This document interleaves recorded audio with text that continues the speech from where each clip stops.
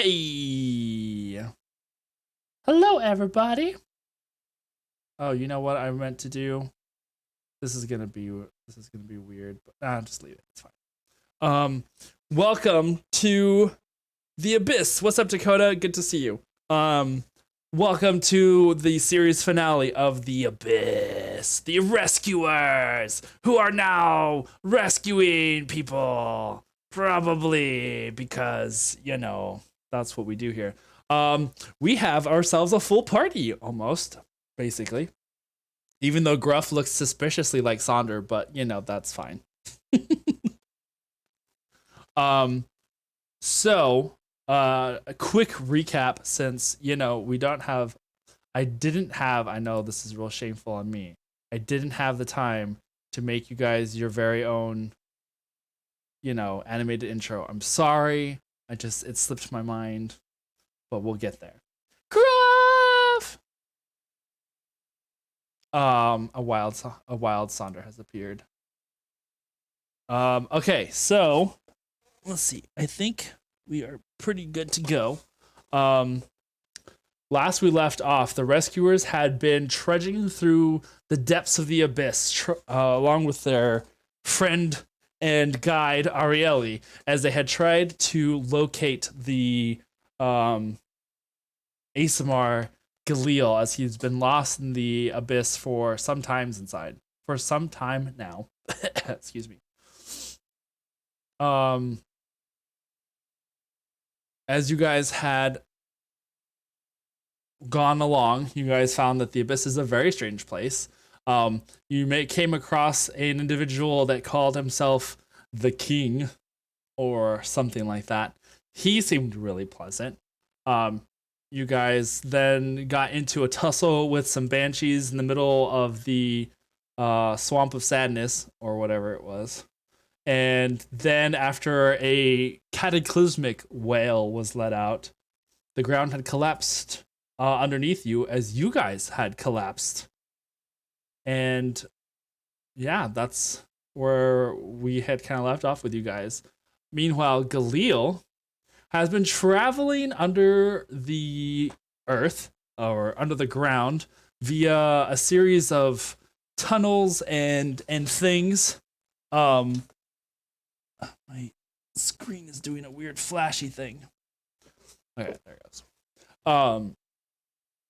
You had made the acquaintance and friendship of one individual named Rubrion, who was taking you to this demon city to try and find a way to get you back to the material plane.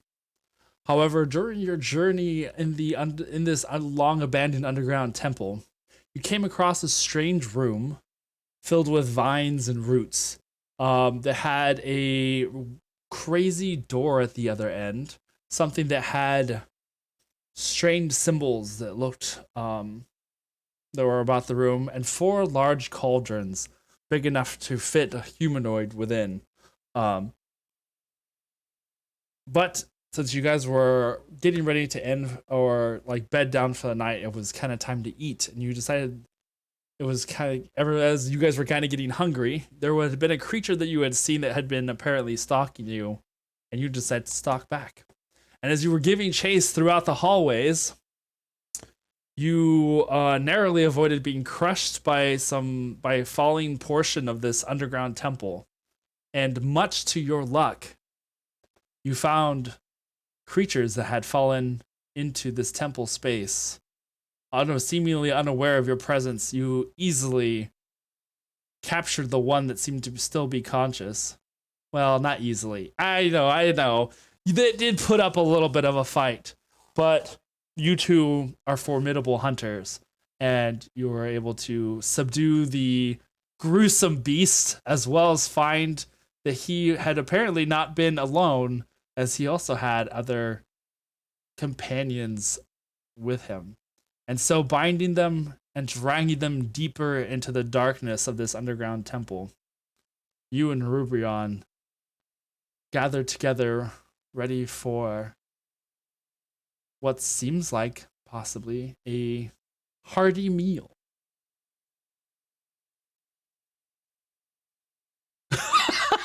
Uh-huh. Uh-huh. Yay, combo meal. Yay. That's exactly what it is. No. Yeah. Oh my god. It's amazing. Thank you. So Hey, the fourth. hey, Aaron, I think they're saying there's no audio from the others. I saw that. I just now turned it on. Wow. Oh. That's okay. You haven't said anything yet. Anyway. We do make noise. Hi. I made Listen, a great joke. You I did. guess no one will hear it. Oh no. Also, hearty meal or party meal. That's literally what that's what Pigug said. Yeah, you read lips perfectly. Yes, you were understood. You guys are on the same page. I don't know if that's good or bad. Perfect. You guys are amazing. Oh, Iskra's here too. Yay, Iskra. Iskra. We miss you. Thank you for doing your duties and stuff. For serving and things. Okay, so Serving and things. Serving and things. We are going to jump right in then. Let me get the appropriate creep going. What's creepy? This is creepy. So, Galil, as you guys are bringing these 5 bodies into the large room, you kind of do it like Ribrion has a lot of strength. You see, like he kind of has thrown this one smaller creature over his shoulders, and it seems to be dragging the other 2, leaving you and Oreo to drag the others. Interestingly enough, as you guys get to this large room, and you're kind of like sweating a little bit in the light, Rubrion comes over to you. Well done. Well done.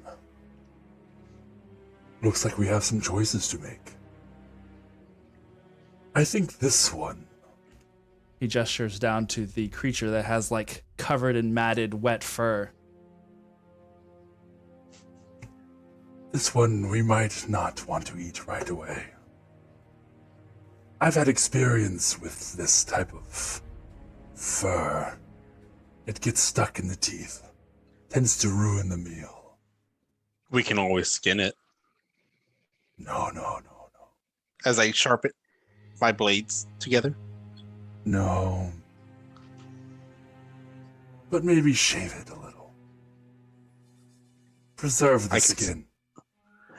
We can always cinch it. Is it going to fit into a dress? As I snap my fingers for fire, for firebolt. Perhaps. We'll keep this one to the side. For now. I kick him to the side. Chicharrones? Do I make a good chicharron? Is that what it is? This is terrible. He brings you the other bodies forward, and now you guys are there in front of the 4 cauldrons.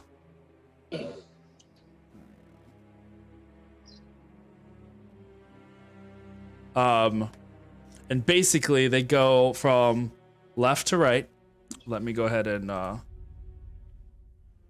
on the video camera for everybody else. Map cam is the best cam. Where is...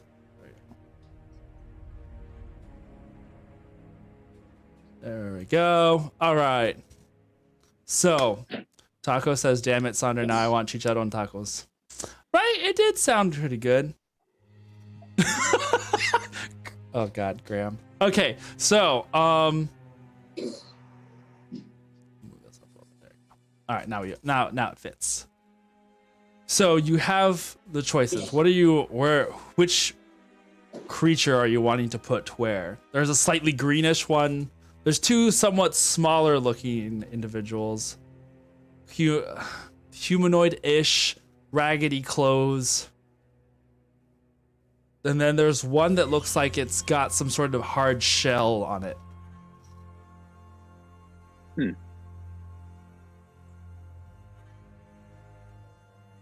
We'll put the two short ones in the first and second, the shell in the third, and the green one in the fourth.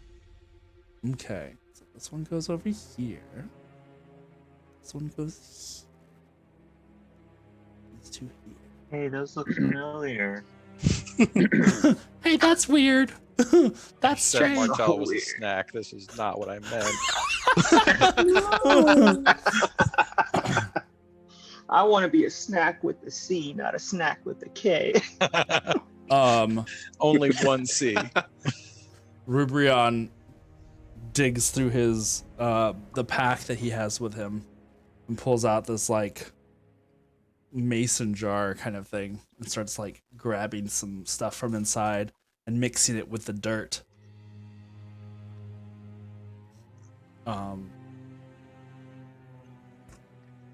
For the moment, I have an idea what we can do with the long one. And he goes over and grabs Gruff's feet, and his wings spread out, and he flies up into the air to the top of the cave. You hear, as you kind of look up and follow with your eyes, as he goes up into the darkness of the top, you can hear like the smearing and squishing sounds. You're just like... And then a few moments later, he comes back down. Without the furry creature with him. He lands down at your side. What did you do with them? He's put away safely, storing it for later. For now, Making a fuzzy kimchi. Fuzzy kimchi. Yeah, that's totally what we're doing. 100%. As he comes down, make a perception check for me. Something about him has changed. He comes over and places a hand on your shoulder, kind of emerging from the depths of the shadows around you. 17. You look at him now and like his face looks different. His features appear more human. The purple of his skin now looks more pale. The hair has changed. The wings that had once appeared leathery now give more of a semblance of feathers. Something rings familiar with him. It's like you're looking at a face that you know. Someone... Renan? It's a familiar face that you hadn't seen before, and he has his shoulder on you. And even as he speaks now, his tone has changed. I'll find something where we can start the fires with. Whoa. Make sure that they don't escape. I have an idea.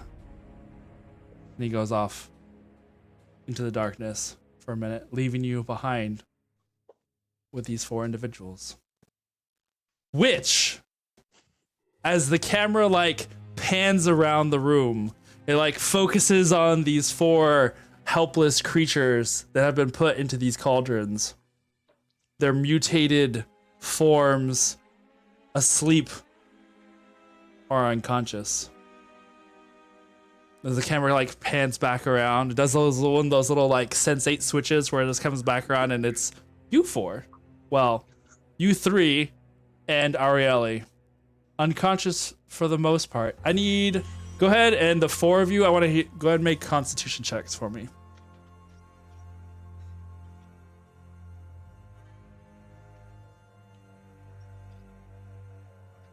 18. 18. 10. 10.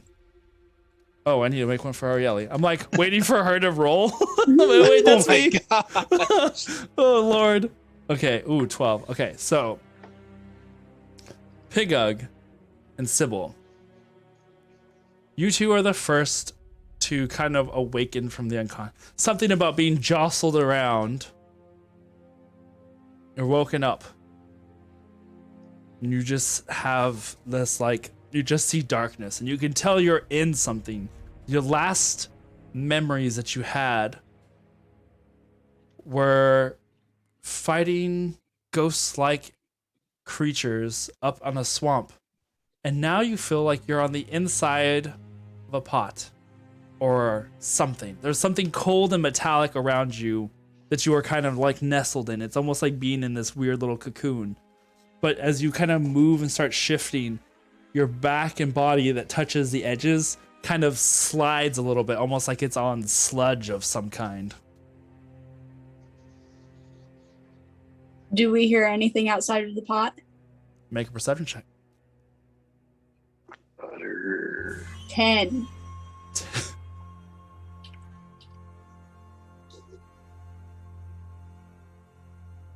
So we're covered in this substance, right? Yeah, you can just feel it like your back is like touching it and does like kind of move a little bit and stir it. It just kind of like moves back behind you. It feels like you're sitting in grease. Can I like taste? Or like I want to sniff and taste it. Your hands are currently bound, you find. Oh, they're bound. Yeah. Well, that's not good. Or is it really good? This could get really interesting. True. This is either a great introduction to something very exciting. Actually, probably for Pigug, either way, it's going to be very exciting. So, Yep. Sybil, as you extend your like senses, trying to grasp your surroundings, you look up and you can tell that the darkness above you is slightly lighter than the darkness that surrounds you. So you can tell that you're in something, but there's just such dim light coming from outside. It's kind of hard to see. It's just dark all over. Because you don't have dark vision, right? Or do you? Right. Yeah. Well, So- no, Martel gave me Yes. Okay. Yeah. dark vision. So then there is an obvious difference that you are in something. It's not as hard to grasp, but there is an obvious difference that you are in a thing. In a thing. And a thing. And a Or thing. in a thing. Nothing. And you can hear that there is movement or something happening outside, but your head is still kind of ringing from that last encounter. You could, it almost is like that, like, is it tinnitus or whatever, that ringing in your ears? It almost feels like that.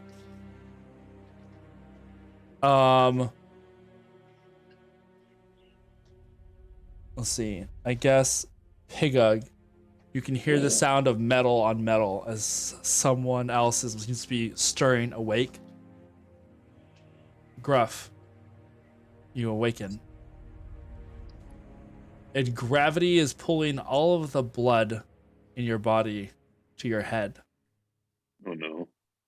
as you are currently hanging upside down. Martel, you start to awaken as well from your whatever. The ringing is in your ears. Aha, stirring awake. I get it, because you're in a cauldron.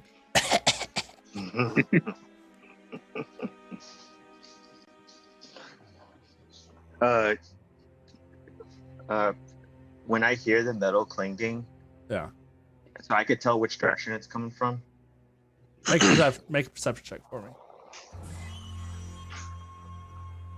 Perception. Perception. 17. Yes, it's coming from outside whatever metallic space you're in. It kind of echoes strangely, but you can hear movement. And would I think like, I mean, does it sound like Gruff? Like the metal clinging that I've been hearing him when he walks? It sounds like armor hitting Armor? almost like the inside of something. And you know that Arieli has armor on. So I'm gonna try and message in the direction of the metal clanging. So Okay. Jesse, and just be like, Gruff, Arieli, are you okay? It takes a moment, but you do hear Arieli's voice. Pig, where are we? Are you tied up? Yes, I am bound and in some sort of. Oh God. What is this stuff? Pigug's not a big. Pigug is a cook. You know, he's cooked things before, and he knows that before prepping any meal, you do want to soak it in some juices. You know, get it seasoned and all that. Pigug's like, I don't know what kind of kinks you're into, but I don't think this is one we're into. That we're gonna like very much. Wow. Mm-hmm. And then Pigug, I want to try and like the way my hands are bound. Yeah. Are they like this or something? Just Like like this. Mm-hmm. Okay, so I can out I like can this hold in front of- something in. Yeah. So I can hold something in my hand. Yep. So can I summon my Zarzadik dagger? Yes, you can. Yes, I'd like Because to try you and summon do my feel Zarzadik around dagger. and you feel that all of your belongings are not. You're like they're not on your person. Ooh, including my loin, my. Okay, Metal your loin clothing cloth. is on. No one's touched your clothes. All right, Jeez. well, I just need to know full context because. Right. You That knew will he was going to change. ask. Yeah, that makes sense. All right. So yeah, I'm gonna try and summon the dagger and see if I can cut the bindings. Okay. Galil, give me 5 5 dexterity checks for me. 'Cause Dexterity check. These are gonna be yes. Okay. Where are my pens? Because these are going to be the DC for their individual bindings. well, So this is, let's see how well you wrapped up these creatures. All 5. I have 5 d20s. So All right. here we go. Ready? Hold on. First one, a 9. Okay. Second one, 14. Okay. Third one, 17.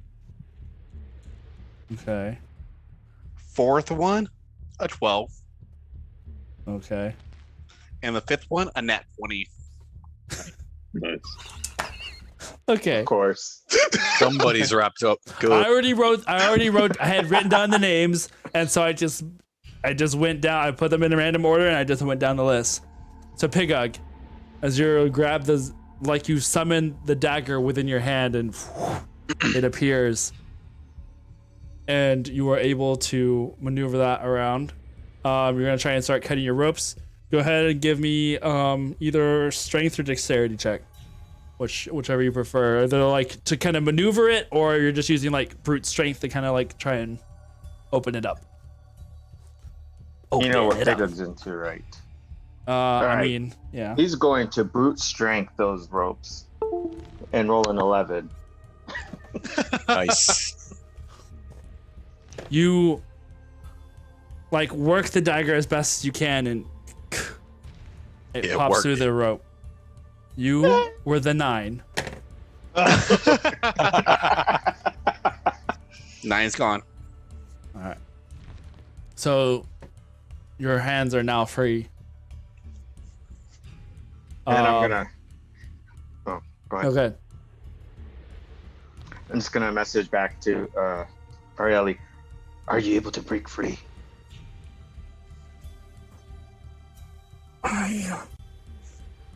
Give me a moment. I may be able to. How did we get here? Last I remember, someone was screaming. And like it kind of is still echoing in his head how loud the screaming was. The howling.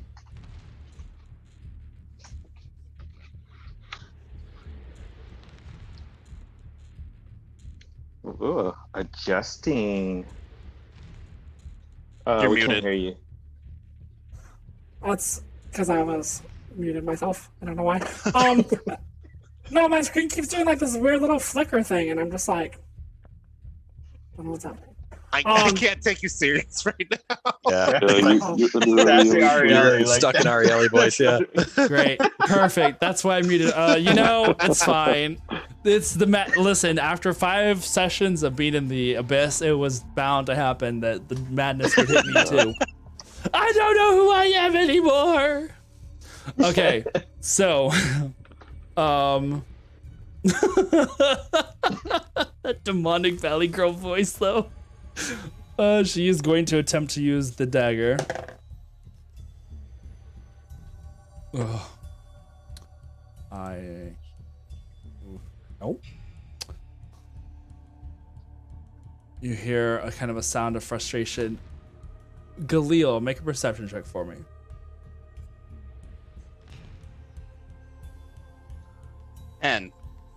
10. I rolled a 3.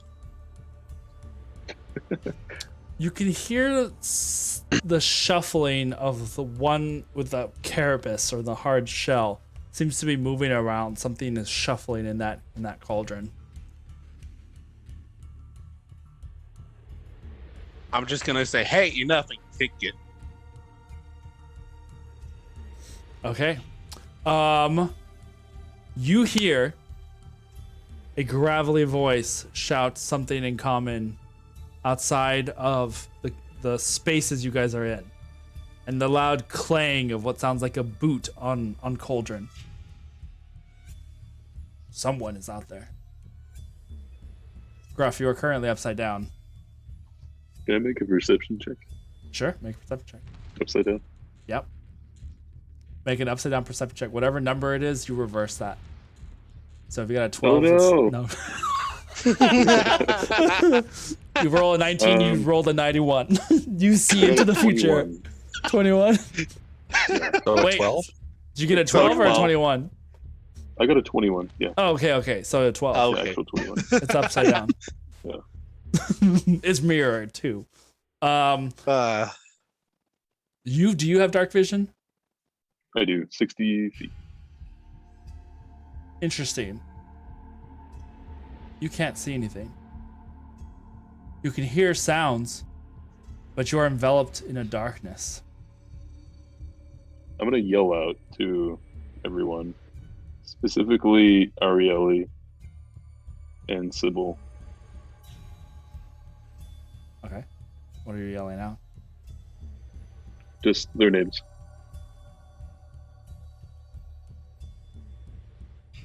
From above, you guys, you Like hear whimpering a bit. what sounds like a muted gruff.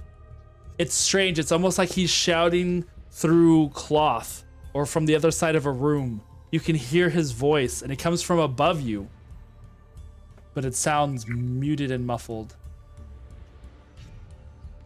Galil, you look up as you hear like this barking sound come from above you. It sounds almost like words. Like common. But these monsters wouldn't be speaking common here.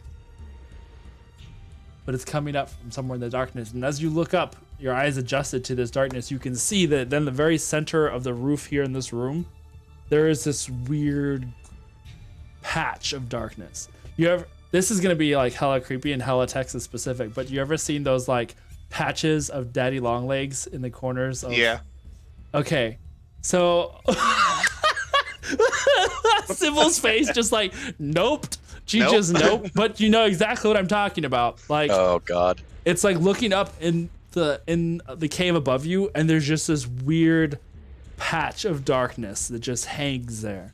And you figure that's where Rubrion must have put that other individual.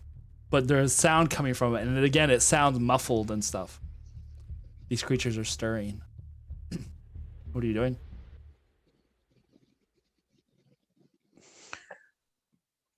Sybil? So I'm tied up too, right? Yes. I want to give myself baby hands and not be tied up. Damn. Oh my god. I forget. Yeah. Changeling. Your hands just kind of shrink down a little, one size. Because you can go, what, one size down, right? From a medium to a small creature or something? Or you. Amazing. Amazing. You just broke Okay. the DM because he totally forgot about that. I did forget about that. Don't worry, we'll keep Gruff safe. Just Will we? for Will we? 5 Just easy about. payments of $59.99, you too can keep Gruff safe. Don't Can I worry. try to slip out of the binds with acrobatics or something? Sure. I'll see you. All right, bye. Be careful. 26. Oh my gosh, not the Trump hands. Baby hands. But I want to be like really quiet and really subtle, and then after I get baby hands, I want to not have baby hands, and I want to just like hold on to my son's sword. I don't want to turn it on. I just want to like hold it. It is And not. wait. It is not there. It is not there. No. That's and a I shame. want to summon that little dagger thing. Okay. Now, all your you kind of feel around your pockets, your side. Your pack is missing. Your weapons are missing. They're not with you at the moment. So, but you did hear the shouts coming from above. Pigug, Martel, you said you rolled a, what was it on yours? 26. Are you just like trying to like break the bindings, or are you using your dagger too? I guess it's more I'm trying to like magician my way out of them. So he's gonna pop his thumb out of place Yeah. and pull it out, then pop Yeah. it back in. Oh, why would you? It's like why the would human you do version that? of baby hands. No, Because that's what people do to get out of it. well, yeah, sure, that's what they do. And that's what they do. It's not what Aaron does. Right. Yeah, because I'm imagining already with this thumb being as damaged as it is. I'm like, oh no, please. I don't even know if I could. I have a plate in there anymore. I don't even think it would work. Yeah, you probably will. Anyway, bleh. So dislocate those thumbs. Wait. Yours was the 14. Yeah. You're able to maneuver your hands out of the bindings. So we got 2, Sybil, free. We're sorry for Ariel- whoever's that nat 20. Arieli, Yeah, that's rough. Arieli could not. Unless it was Get Sybil, in hers which out. case, perfect. No, that's for somebody else. So those of you who are now free, what are you guys doing? I'm gonna try and pop open the top and see if I can see out. Oh, there's no lid. Oh, You guys really? are just It's placed. we're You were just cor- like, yeah, you were just kind of placed inside this cauldron. Oh, okay. Well, yeah, I'm gonna try and am I able to stand and try and peek out? Sure. Are you gonna just stand and peek out, or are you gonna try and do so like sneakily? Sneaky. Sneaky. Sneakily. Go ahead and make a stealth check, followed by a perception check. Galil, go ahead and make a perception check for me.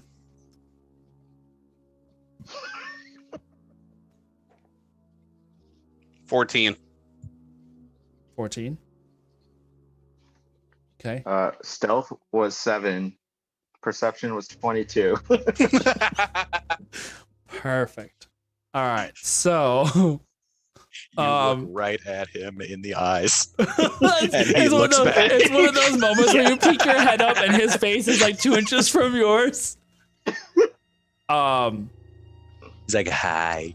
You slowly stand and peek your head up, and you can see vaguely in this room. You have dark vision, or you don't? I think you do, right? yeah. Okay, so you can see in this room, it is a this hollowed out section of what looks like some sort of underground temple. There's some columns that stand in the center. There seems to be some rather thick roots and vines that are growing in from the ceiling and kind of coming down like fingers around you where you're at.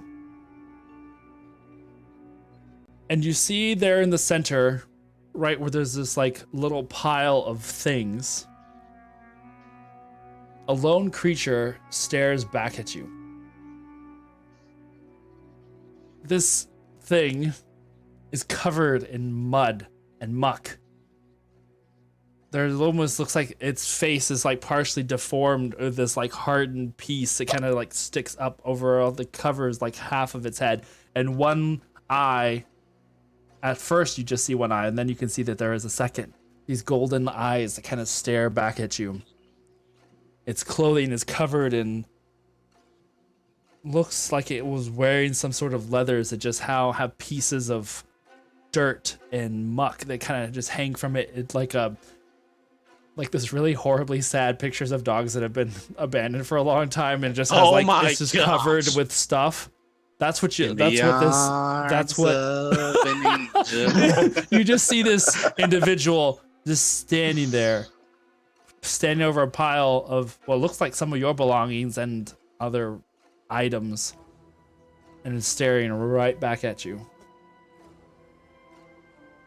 And you can see there are also 4 other large cauldrons that you have found yourself in, spread around this room, set 2 on either side of a large door with ornate carvings on it.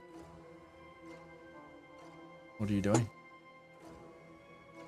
So it's pretty obvious the creature sees me. Yeah, he's looking at you. Okay. Yeah. Let's see. So I'm gonna try and talk to him. And if you're hungry for pig hug, he's much tastier with some apples.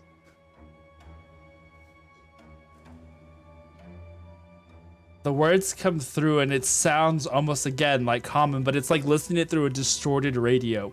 You can hear familiar words, but they're like twisted somehow. Make a wisdom saving throw for me. Me or him? Well, both of you. Why not? Wisdom saving. 20. 20? 21. 21. Nice. 19. 19. There's like connection in the back of your mind, Galil. That voice, like the intonation of it sounded familiar. But you just see this green-skinned looking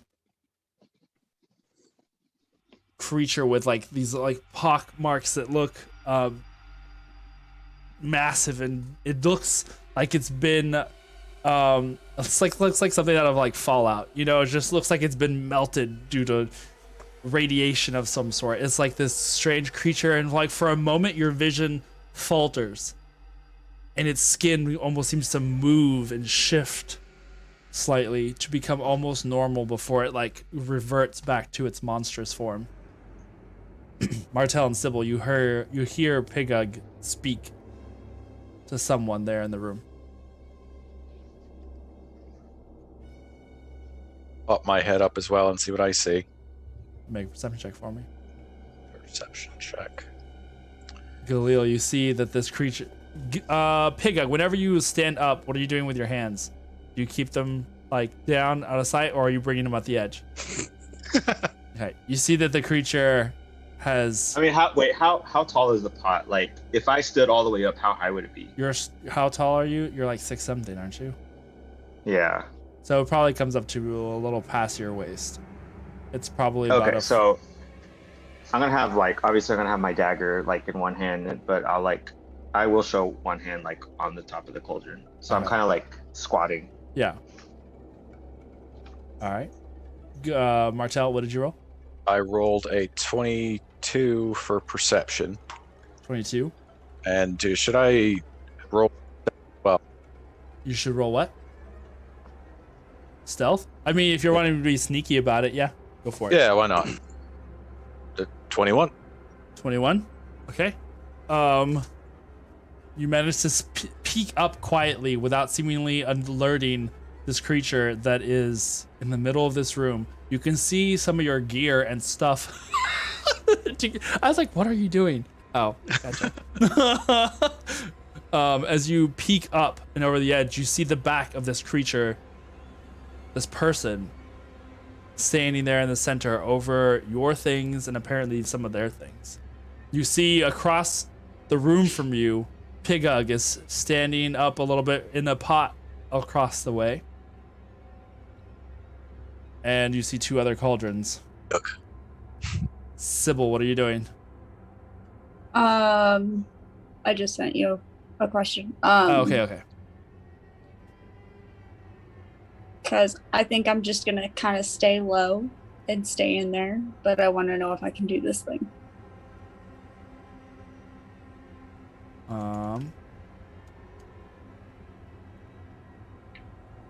Yes. Okay. Then I would like to very carefully poke my head out. Okay. All right, so go ahead and be very careful. I'm going to make a stealth check to see if you are noticed. What is Wow. Galil, your 12, you said? Uh-huh. Okay. As you're focused, Galil, on the creature in front of you, you can see out of the corner of your eye a little bit of movement. Not a lot, but a little bit. Your heart starts to race as Rubrion hasn't returned yet, and these creatures seem to be stirring from their sleep. Since I see some, Sleep. I'm gonna cast Enlarge on Oreo, who's already out. Perfect. Okay, so where is Oreo, by the way? Like at your side? Close to it, yeah. Okay, so we'll say it's there. I'm gonna use this little D4 here. Or D4. I know what numbers are. That's a D6. I was about to say, that's a D6. Yeah, I'm gonna use that D6 to represent just like their stuff. Everyone's like the belongings that you had taken off of these creatures. All right, so you're casting Enlarge on him. Oreo. That makes him a large creature. Am I right? Goes up one size, so yeah. And I'm gonna have Oreo just go over there and literally put the paw above the, like playing Brackemole. So, Pigug, as you are watching this, you can see that there is this like mud-covered, what looks like wolf or a cat creature that is at his side. It like stands up when you guys stir and seems to notice that Galil stirring. And as you are looking at him and you say this, the creature extends a hand, and that large creature becomes even larger. Is it like? It definitely expands in size. So we'll go ahead and use. I'm gonna use this.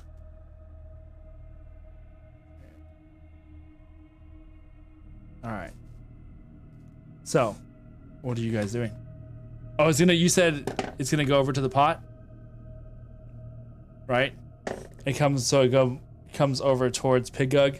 You see this creature like lumber towards you. Make a wisdom check for me.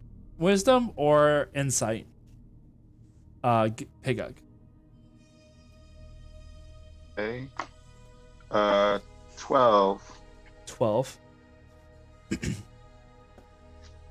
As this creature approaches,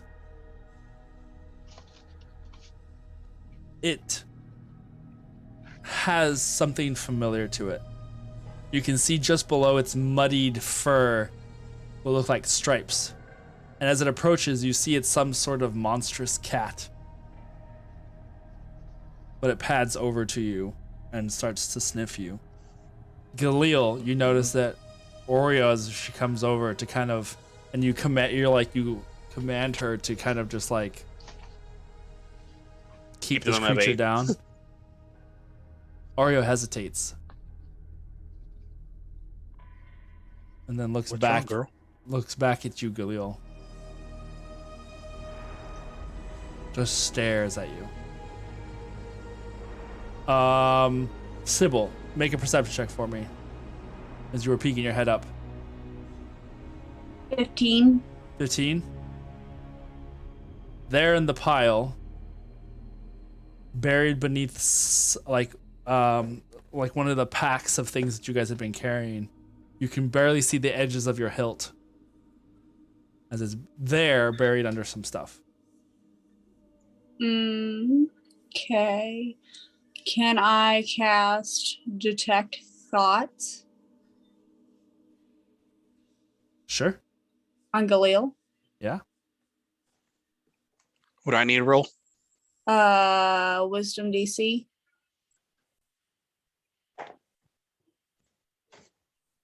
$19.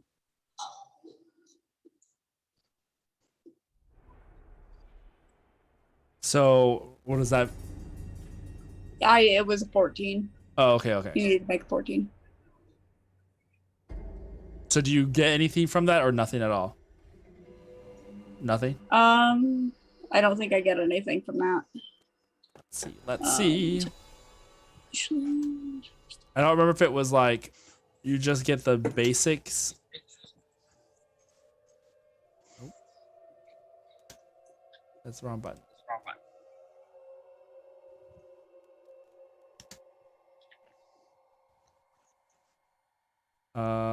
If it fails, you gain insight into its reasoning, its emotional state, and something that looms large in its mind. Okay. But that's if it fails. If it succeeds, the spell ends. Okay. So as you try and reach out, I'll say this: your spell reaches out to try and detect whatever thoughts might be going through this individual's brain, if it has one. You're hit immediately with a shell. Something blocks your mind from entering. But at the same time,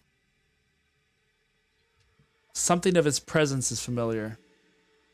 But what you're looking at is Mudchild. And you see So his up to large now- creature. Go ahead. Oh, sorry. Like when he talks, you said it just sounds like grumbling. Is it like It's- muffled, like we can't hear it, or is it more like? Because he's only spoke once when he kicked Arielli's cauldron. And that's the only time he's spoken so far. Aside from, I guess, Okay. casting in large. Is there a vocal component to that?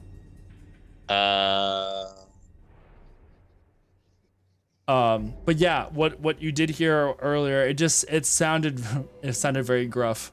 Yes, there is. Okay, so then when he casts the spell as well, you can hear it a little clearer now that you're above the cauldron. But it sounds like twisted or warped.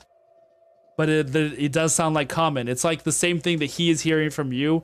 It just sounds like there is like this weird distortion to the words that like it's words that are there. Granted, there were spellcasting words, so they were a little bit on the woogie side, but you know.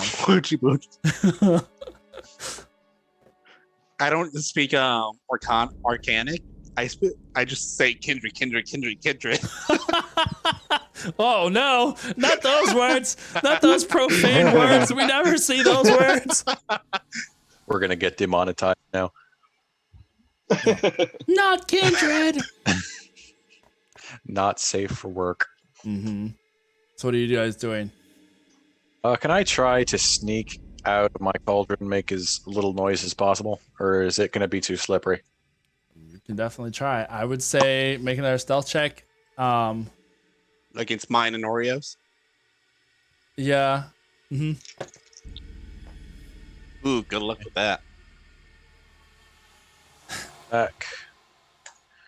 Well, I got a dirty 20. Nice. For perception? Oh, no. For No. For his stealth. Your perception. Yeah, for my perception. Where's Oreos? Mine's a 17. Ooh. And Oreo's is 16 plus 7. Fuck. So, okay, so here's what happens. Galil, you don't notice this, but you see the Oreo. And it makes sense because Oreo was looking back at Galil. Oreo's attention shifts behind you, Galil. Like, she's just kind of like looking around.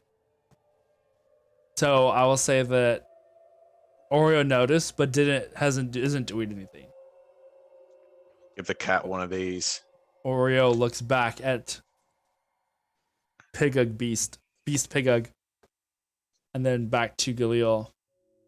She comes over and turns and starts walking back to Galil. Her ears down. She has this like saddened look on her face, and then starts like rubbing against your shoulder. If she's so large now. Pigug, I would say. Go ahead. What were you gonna say? Oh, okay. So obviously, I've noticed something different about Oreo once he like. Well, this he, like- creature seems to be hesitant for some reason. So I shout. I don't shout, but I kind of like say calmly to Martel, just like, stay steady. I think there's something going on here. Oh well, I say that out loud. Yeah. Steady, y'all. And then I'm gonna cast comprehend languages, Okay.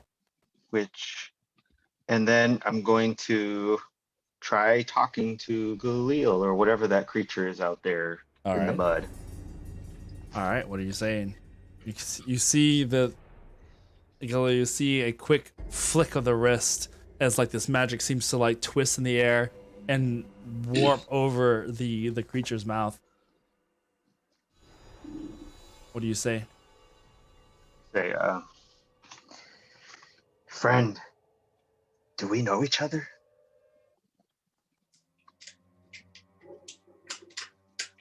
Make a wisdom saving throw with disadvantage. Me? Yeah. Okay. With disadvantage. Yeah. I rolled a 17 for my highest. My lowest is a 13, so 17. Nah, still not bad. The words reach your mind, and that distortion shifts like part way through the sentence itself. Something in the back of your mind fights it though. It's trying to change the words, trying to make them twist again, but the words are coming through and they're clear. It's almost like it's this weird combination of like common, celestial, all the languages you know, all spoken at once in a way that can't be ignored. That was a strangely familiar voice. But the monster in front of you couldn't possibly. And with that, I pull out my sword and cast light on it. Okay. Oh, and now Oreo, since it's been a minute, reverts back to normal self. Okay. Oreo shrinks back down to a normal cat at his side. Is it like does this thing where like it's walking behind Galil, coming back around, and all of a sudden it's like a magic trick? It's like this tall, and then it comes back around the side. It's like normal size again. The creature Like lifts the Willy Wonka TV thing. Yeah, exactly like that. It lifts up a sword, and light suddenly blisters out and fills the space around you. And from the darkness, then dimness that you guys had been in, it's a little jarring at first. What are you guys doing? You see now Like, notice it. this creature's skin seems to shift and twist. Something is not right with it, Galil. The shadows cast by this creature's lit sword for Galil, Martel, and Sybil, since you're looking that direction. This is a human. Looks humanoid. It's no monster, it's just filthy, covered.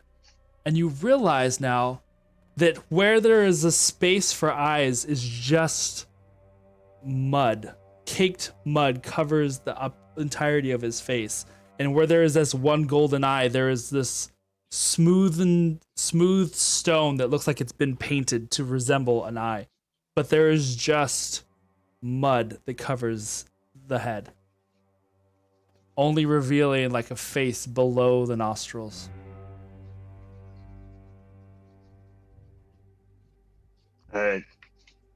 Figure's just gonna take a chance and yells out, Khalil! Oreo! Is that you? Oreo's head immediately snaps to the creature. The words are clearer this time. But no, it can't be. How could they be here? Something fights you in the back of your mind. No. Make a persuasion check. Pigug. Persuasion. I like shimmy my chest a little as I say that.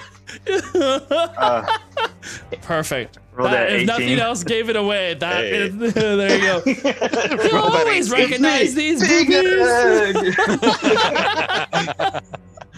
Oh my goodness. Oh no, it's an Ariana Grande. Yeah, that'll see that. You said it was 18? Yeah. Let's see. Spell DC.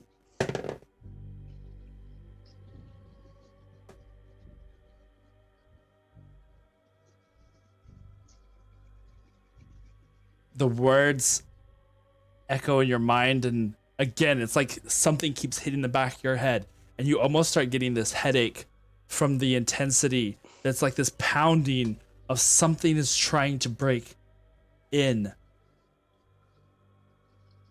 but it doesn't. It can't be. Your mind is sure of it. It can't be. You hear footsteps coming from down the hall. A fast pace. Someone's running towards you. Can I, real quick, try to take him by surprise and wipe the mud off his face? As you hear the as you hear the sounds running in, someone else is approaching. Martel, you run forward. Can I dodge? Go ahead and make your attack roll, Martel. Okay. And you'll make a dexterity check. Am I switching you over, Sybil? Okay. Should I roll with the dagger or just an unarmed strike? Probably just the unarmed strike, yeah? Oh boy. Do I have inspiration? I don't. Wow. All right, fuck it. He goes, Alright. Oh, like, that's good. as this is happening, it's like, what are you doing? Damn it. You run and tackle him. The plan is try to wipe the mud off the sides. I think maybe that's got something to do with it. Okay. How are you, describe to me how you're wanting to do this. I guess a tackle is probably the first thing I do. Okay. And then once he's on the ground, I'm just sort of wipe and get off of that, get off of that. What did you roll, Adam? Oh, natural 1? Nice. So focused are you with what the creature in front of you is saying that you don't notice until it's too late. And you feel yourself launching forward, flying face first into the ground as one of the creatures has landed on you and is pushing its hands up in your face. Martel, you're trying to rub this mud. It's like hardened mud. It's caked onto his face. You're peeling at it. From across. While he's doing that, Uh-huh. can I use my armor's power What's your... and Misty step out? Ooh. Okay. Yes. So go for it. So as you are like, you get this one chunk, and with this one chunk, a portion of its face comes off, and you realize there's like this large chunk of wood. It's almost like a piece of bark that he just like, you push off his face, and you can see human skin beneath it. And then suddenly you fall to your knees as you had been on top of him, as the body disappears in shadow and reappears. Where are you wanting to reappear? So let's say you are here, and now you're wanting to go which direction, Adam? Galil. Back. Backwards? Back behind? Back behind. How far? Just give me 20 feet from it. Yeah, 20. As you do that, I can only use that power once a day. okay. Ah, gotcha. As you bamf out and reappear behind him, you hear the bootsteps running into the room, and from the corner, with a like small amount of what looks like this orangish flare of light, those of you who are outside, Pigug, Martel, and Sybil, you see the tall form of the king as he runs into the room, wings spread out, almost like some sort of threatening display. What is this? What have you done? Galil, you turn, and as you see Renan run into the room. What have you done? You've let them free! I'd like everyone to roll initiative. Yay! Yay! Pigog's very confused about what to do right now. Pigug or David? Yes. 11. Alright, here. Can I have done a patient defense as a part of that last action, or no? 15 Sure. initiative. Yeah. Okay, cool. See. I'll 10. go ahead and do that then.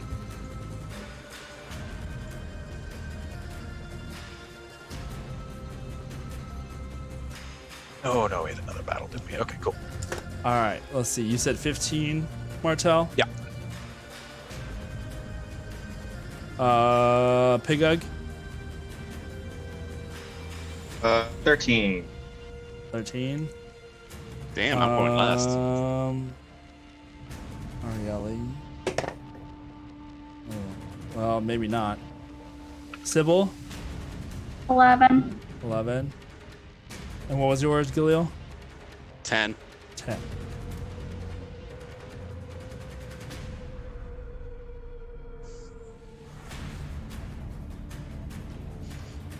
All right. So first up will be Martel.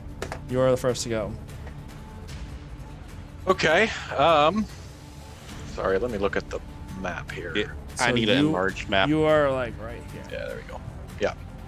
And you can, yeah. Well, you know, Pigga, you can click on it if you need to see better. You're gonna be. And where is you're the back king? in this corner.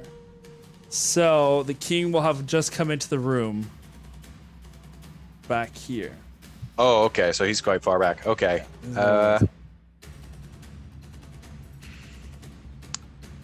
I may just continue then my quest to rid Galil of his shithead.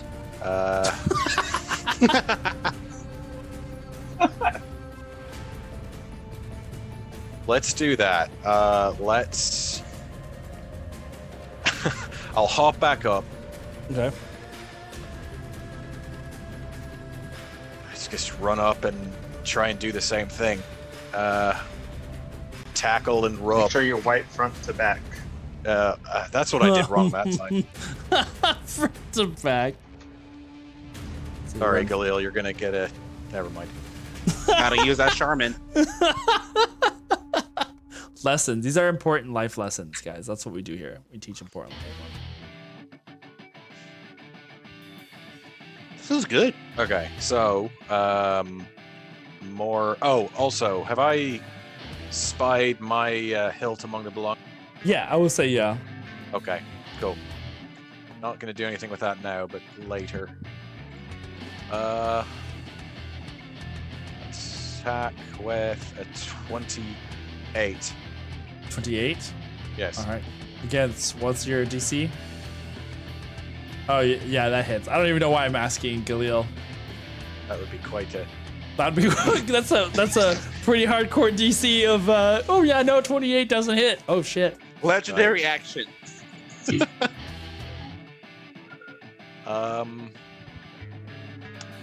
And again, I guess because this is not quite an attack, how do we want this to work? Should I make another attack to do the wipe? Or you just what? do a strength. I guess if you're wanting to do strength or dexterity Okay, check. sure. I'll do dexterity. And wow. Okay. You go ahead and do acrobatics or athletics if you want to like back away Galil or get out like, you know, fight him a little bit on this. Time for the athletics. Okay. We'll do 22. 22? Yeah. All right. 19. Nice. So like as much as you like try and sidestep him as he moves in around you, he kind of like swings around, puts you almost like in a headlock and just starts like tearing away at this stuff on your face. And it's funny because like you see fine, but you see as his hands are like rubbing against you, there are like flecks of dirt and mud that are falling away from your face that you didn't realize were there, like thick chunks. I'll say that with that, Martel, you cleared up a good portion of what was on his face. His hair is still matted down in this like mud shell, but you've cleared away enough of his face to where that fake eye is no longer there in front of his eyes. You're a I'll dirty say boy, at and this I'm gonna point, clean you. any attempts to clean up the mental state will be made with advantage at this point. Cool. Or at least straight roll, because before they were at disadvantage, but now it's like straight roll. Can I? Oh, what is this? Stunning strike. Ooh. Oh boy. Damn. So DC 15, Constitution. No, -1. DC 15 Constitution save, or you are stunned. Until Well, I the just end of rolled a my nat next 15. turn. Well, there you go. I guess you got it then. You can feel as like he like tries to smack you over the side of the head just to kind of like wakes you up a little bit.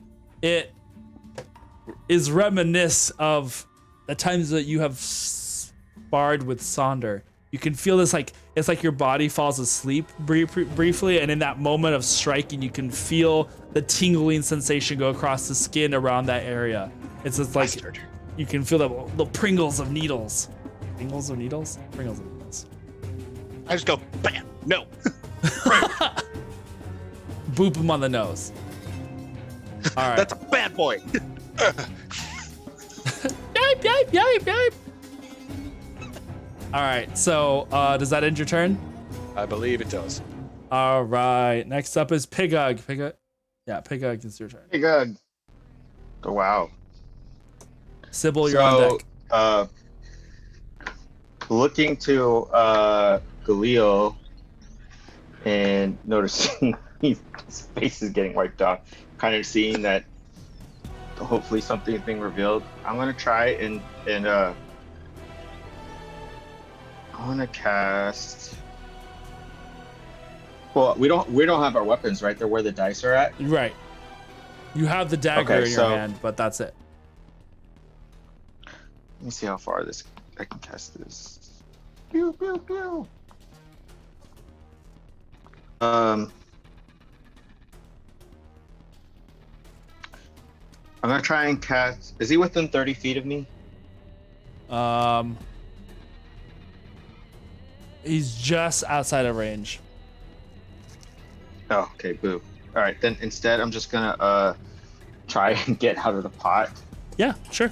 I'll just say that costs like an extra 5 feet of movement, but you can definitely. Okay. So gonna get out of the pot. I'm gonna try and run towards our equipment, like get as close as I can to the equipment. So let's see, 5, 10, 15, 20. I'll say it was right there. So yeah, you're able to get up there. That's 20 feet right there. Which Okay. you used. And now is he within 30 feet? Yes. Okay, I'm gonna cast Suggestion on Galil, Okay. and I'm gonna suggest that he like try to like, I don't know, pull the mud off his face. He can't see it, I'm guessing, but There's no more now. Now there's just mud on his face, but it's not covering his eyes anymore. He still looks dirty, but you can see that there is no more this like substance that was like caked over his eyes and stuff. so I'm gonna try and suggest to him to like open your eyes and see me clearly. It's Pigug. Okay. What's the what's your spell DC? Or what is the save on that? Wisdom 15. Wisdom 15. 9. 9. Ooh. Nice. Damn. The music gets all dramatic. That's perfect. As Like one of us reaching our There's- hands out. No! As the magic flies from his hands, Galil, for a second, you can see that form of that creature shifts and alters again. And for the briefest of moments, you see Pigug standing there before you. Before it shifts once again back into a monstrous form. But you saw, for that briefest of moments, you saw Pigug beneath that. And then, The seed has been planted. and I'm gonna try and pick up. Do I know which one's my equipment? I'm gonna try to pick up mine. Yeah. There's like, it's very obviously you guys' stuff. Yeah. So I will say bonus, at least as a bonus action, you can sort through it real quick and grab your things that you need for combat. Sweet. So, do I still have one more action then? Yeah, you have 2 actions, right? Yeah. Yeah. Well, yeah. I'll just try and grab the my halberd. Yeah, you can get that Pull easily. it out. Sure. My miniature / extendable axe. As he like picks up, you see the creature grab at its things and it pulls out this what looks like a hand axe. And as he kind of does this little flourish around with it, it extends outwards into this like pole and halberd style weapon. It looks pretty badass. All right, does that end your turn? Yeah. Sybil, it is now your turn. Galil, you are up next. So Gruff yelled at us. Did I see Gruff? I would say that when you looked up, you just saw darkness from somewhere above. He is currently safe and tucked away. I want to jump out of the pot, stand on top of the pot, and I want to force summon my Sunblade. All right, and quick move. You like get up on the top and you extend your hand outwards as like the sunblade that was this stick, Galil, that was in that pile, flies out into the creature's hand. Whoosh. Almost like a magnet. Well, not sure you know what a magnet is, but a magnet. It flies into her grasp and is in your hand now. Or recognize the hilt. It looked like a stick the last time you had seen it. Make a history check with disadvantage.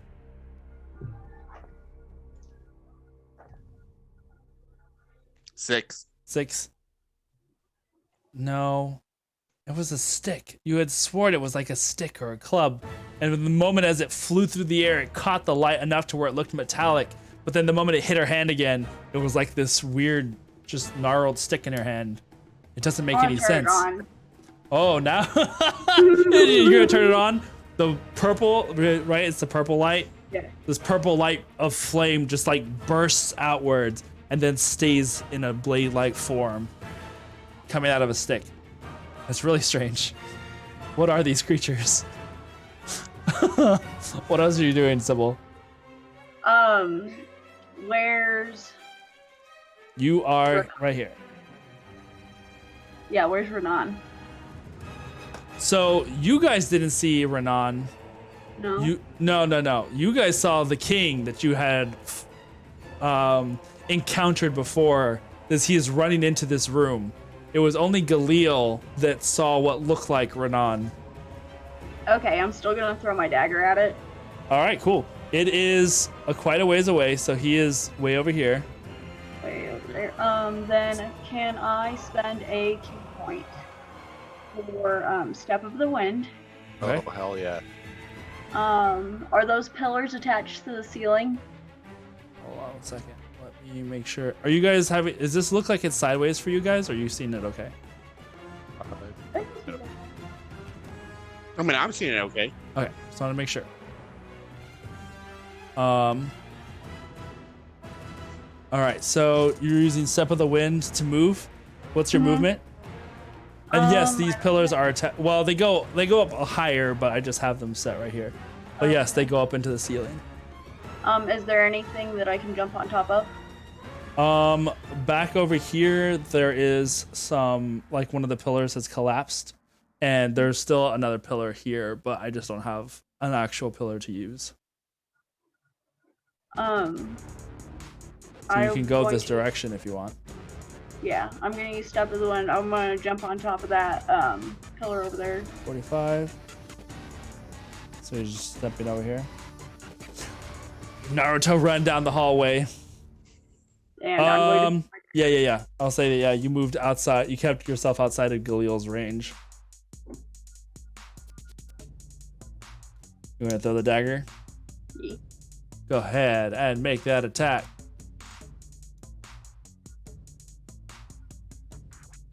15. 15. That misses. You like throw that dagger out into the air, and as it like flies towards this creature, he brings up out of that seems to appear out of nowhere this broad what is it? Is it a broadsword? It's a great sword that he just brings out of seemingly nowhere. It just like flashes and like it reflects it off into the distance. And then I would like to immediately jump backwards as far as I can, so it gives me the dash disengage. Well, you're not within melee range right now, so you're fine. I know, but she would still do that. 10. You still, I think, because you had used 40. What's your normal movement speed? 50. 50. Then, okay, so 50 was. Oh shit, that's crazy. Monks. 20, 21, 30, 35. Yeah. Then 5, 10, 15, 20. You have, this is at 20 feet, so you still have another 30 feet to move in whichever direction. Back towards those, This way? Or this way? yes, but there. Back this way? Against the Yeah. wall? This is like the wall that kind of goes around this. So, okay, so 20, 25, 30, 40, 45. Put you back over here. Does that work? Yeah. All right, so move you back there. Wow, you just like ran up and then threw the dagger, back flipped off, and then like backflip tumbled back into a crouching position, back over here, ready to go. Galil, is there anything else you wanted to do, Sybil? Nope. All right, Galil, it is your turn. So I just got suggested from Pigug, Mm-hmm. and I know for a fact I saw him for like a split second. Right. I'm gonna book it towards him. All right, you are gonna have to get past Martel. Let me bring this back around over here. I am okay with that. You're gonna go around this direction or this direction? That direction. This one? Yes. Bottom? Okay. Yes. 15, 20. So as he leaves your, you can take an attack of opportunity if you want, Martel. I don't think I will. Okay, you see him run towards Pigug.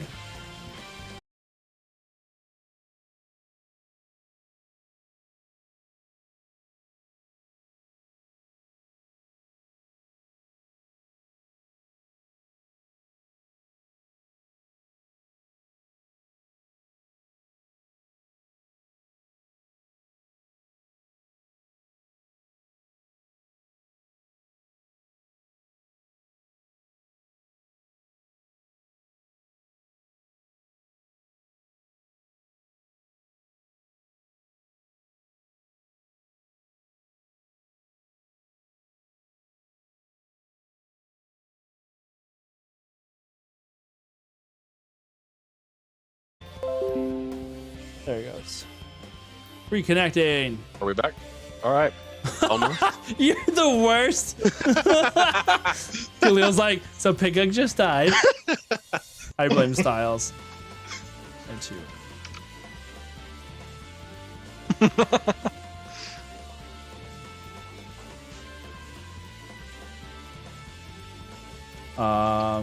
Yeah. Okay, Do I so drop off now or later? If I'm dead. what do you want me to do exactly? Okay, so Galil just finished running up to you. I don't know if you got that, Pigug. He just ran up to you, and as he ran up to you and grabbed you, and was like, "Why do you look like Pigug?" And you hear his voice, and it sounds, you know, when someone's been to a rock concert and their voice is like gone and hoarse and like alien sounding. That's what Galil sounds like. He sounds, you can hear his voice now clearly, but it sounds like he's been through hell. Hey. Hey, all right, so as he does that, and with that 21, the world at Galil shifts violently. Everything around you seems to melt in this like strange watercolory, twisted in a side of a washing machine kind of way, as that everything just kind of spins. And for a minute, you feel sick to your stomach, like you're gonna vomit. And then it comes again. Oh, I need you to make a Constitution saving throw for me. Oh God. Oh, okay, I'm okay. 18? 18? I think. All right. Yes, 18. That'll do, Pig. That'll do, Pigug. You vomit. I'm looking at Pigug, by the way. Oh no! Oh yeah, right. It's just like it's not like a projectile vomit. It's just like baby spit up, and like this black ooze comes out of Galil's mouth, and it just kind of spills down his body and a little bit on yours, and you're kind of just standing there looking like, what just happened?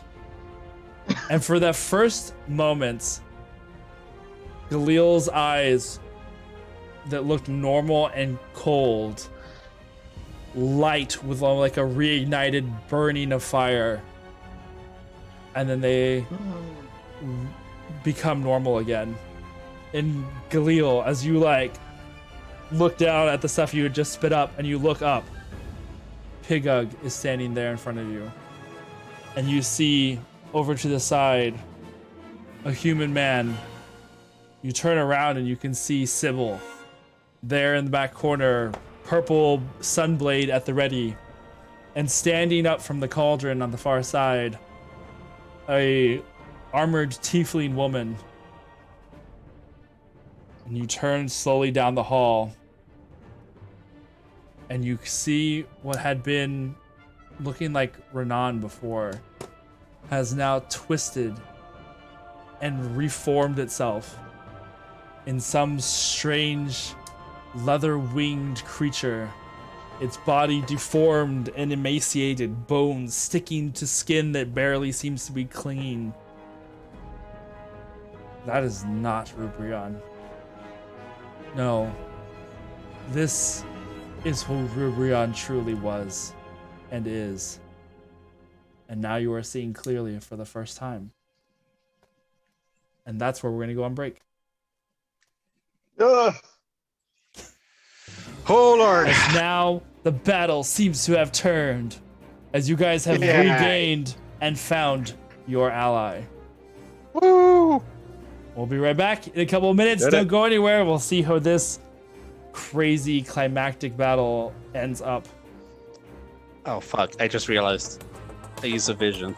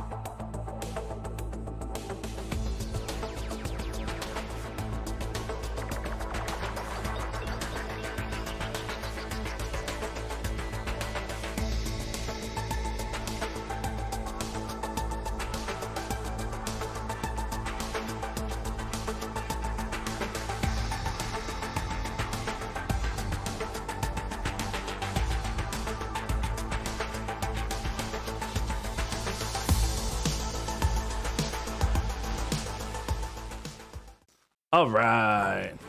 Dun dun dun dun dun. Perfect.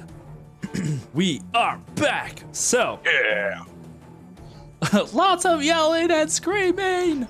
Welcome back to the Rescuers' final episode. In this last half, the Rescuers, who had found themselves exactly, Grab, who had found themselves locked away, taken by some strange individuals, now find out that they are indeed had been indeed captives of Galil and some other creature.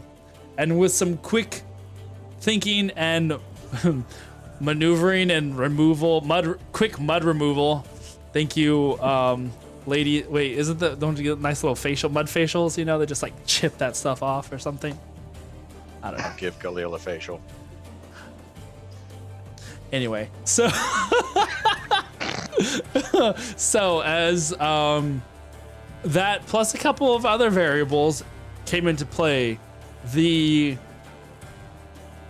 charm and spell that had been layered upon layer at work here in Galil's mind finally washed away. And you see the world, Galil, now for the first time as it truly is. And not that you had seen the world in a lighter sort of way, but it definitely, now looking about the room, has much more of an ominous and evil presence that you had not noticed before. Damn it. And is that the end of your turn, I'm assuming? As you kind of shook yourself out of it out of it. Well, now that I see what I thought was Renan. Yeah. Turn into this hideous creature. Wow. I am gonna have to use Hunter's Mark now. Oh, no, well, we'll do that on the next round. Okay, good. But now you see this like crazy bestial form of this thing, and I'm gonna switch out this little figurine for something that kind of more resembles the appropriateness of this creature. His bony arms and legs atop these near skeletal wings that have the torn leather that had been wrapped around his body like a cloak before. As now, it is Rubrion's turn. Actually, first, my bonus action, Okay. Starlight, just bring it out. Okay. Your sword?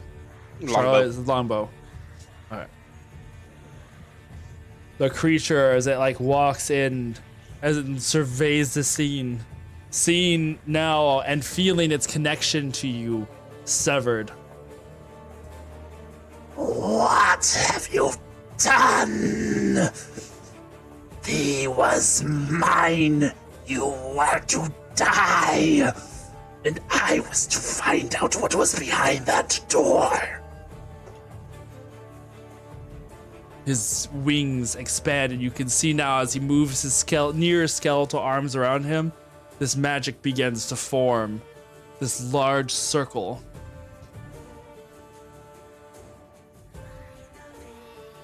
It's not but a moment later as that circle completes itself and then snaps out of existence. You hear, as well as feel, the ground around you rumble. As a crack forms around Rubrion's feet, as another magic circle appears. And this one's even larger. Rubrion is going to leap into the air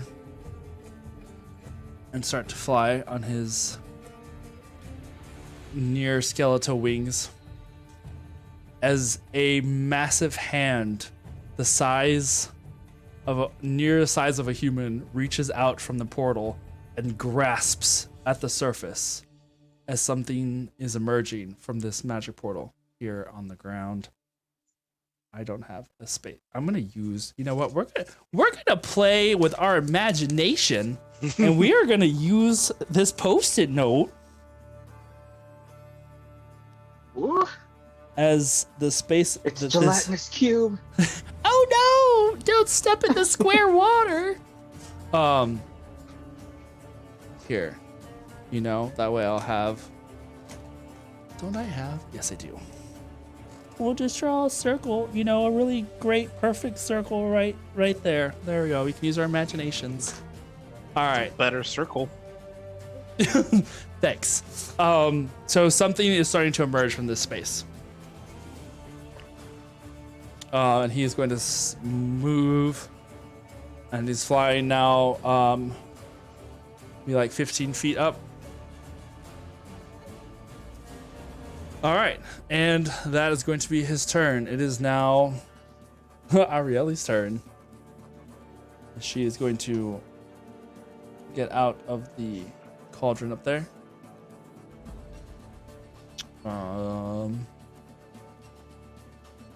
Does anybody look? At quick glance, she's gonna look around. Anybody look wounded? Visibly, where like you look like, let's say, like half your health or less. I mean, I look famished. That's about it. Yeah, you're a hungry boy. No? Okay. No. Then she, seeing the creature flying up into the sky again. So it seems the king has returned. It's time to settle this once and for all. You're not running away this time. And she's gonna extend her hand outward and release a sacred flame.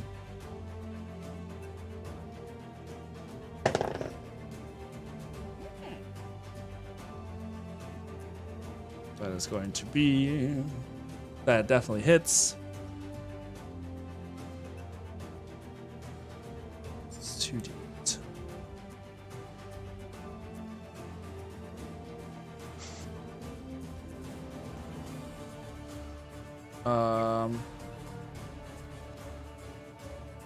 Two things.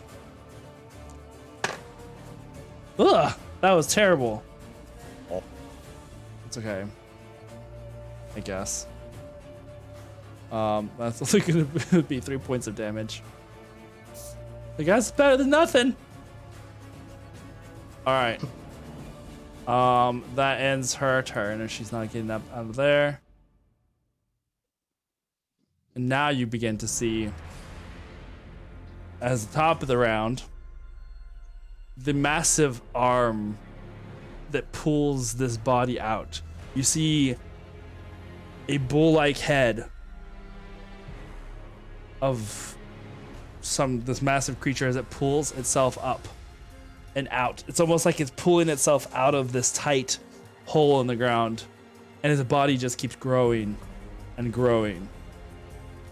10 feet, 15 feet, 20 feet, as it finally stands on its two hooved feet there before you, this massive creature. Hello. Huh. It's little shot. Grandpa Sully. Yeah, really grumpy Sully. The large lad. He's a big boy. As he now looks about the space. And you can hear Aureli like mutter something beneath her breath back there, Pigug. Oh gods. Remember what I said to avoid out in the woods? Which kind of just leaves it at that. And you guys remember traveling and finding that giant hoof prints in the ground where you were like wondering what was out there.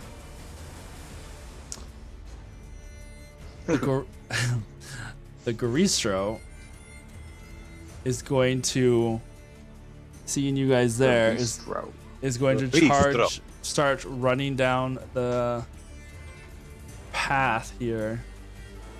How do I even measure the fuck this is? 5, 10, 2 steps. 15, 20, 25. He's moving this way, just gonna charge that way. I'm sorry, and then Don't like that. it is going to make a gore attack as it's like starts doosh, doosh, doosh, running down towards you. Galil and Martel, as it like runs towards you. That is going to be a 23 to hit for both of you. Oh. Yep. Well, And if it, yeah, go ahead. What were you gonna say? so if I were to theoretically have a 23 AC, that still hits, right? Correct. All right, it hits me then. That is going to be 44 points. Wait, why did my screen disappear? It's a lot of damage. Holy sh! Wait, Hold on a 44, and he just walked into you and you took 44 damage. Oh. You sure it wasn't 4 damage? Maybe that's why your screen Yes. flashed. No, like I clicked the dice and the whole thing just erased itself. That was buffer overflow. And now it is back at 0 for for the initiative. Everything got reset. Oh no. That's this is fine. This is okay. Wait, now Holy there's sh! why is We're doomed. okay? Not So feeling you too know, good. this is fine. For some reason, it also doubled how many of these monsters are in here. So Oh. we are doing really good. We got this, guys. Yeah. So does that mean we have 2 lives? A, B, C, D, E. I'm gonna go back to. We actually have half a life now. We're gonna. Double Okay. the It monsters, fixed half it. the lives. I fixed it. It fixed itself. Yay. Do you remember what your initiatives were? 10. 13. 15. Okay. 11. Okay. 11 was Sybil. 10 was yours. Galil is E. 6 was this one. It's a good thing Arieli rolled low.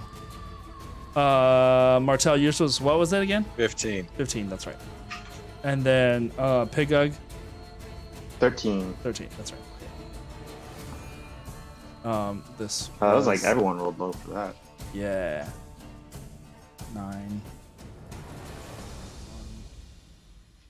All right. Okay, so yes, it was 44. yes, points of piercing damage. Ow. Mhm. Holy shit!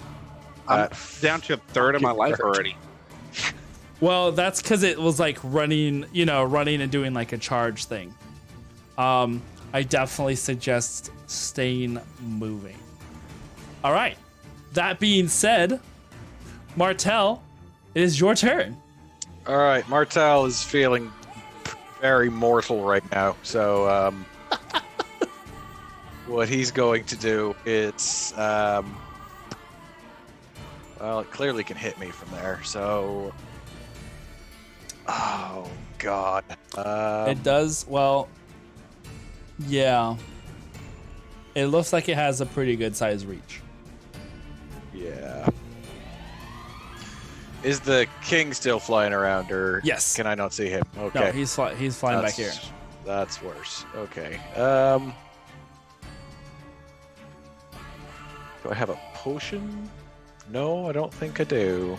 And I wasn't a love good that idea. Arieli was like seeing if anybody needed healing just before this. She goes like towards the bottom of the list. So Oh. All right, I'm just gonna yell, healing would be appreciated, and I'm going to go the fuck in. Alright. So I'm gonna force summon my Sunblade, okay, first of all. Ignite it. so you run forward and do the same thing that Sybil did. You grab the blade from the pile of your stuff, and it flies into your hand as you run forward. Go ahead and make your attack. All right, so we've got a 20. That hits. Okay, good, and a 26. So Both hit. we're talking.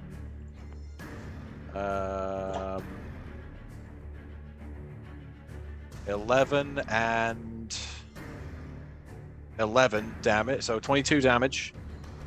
Nice. And then I'm going to. You do both of these attacks on its large hooved feet, and you see like the hair that's on its legs kind of just burn away, but it almost barely leaves like a blackened mark on its legs. Right. Next thing I'm going to do is do the patient defense. So spending a key point, and it'll be Disadvantage on the attack for you. disadvantage on the attack.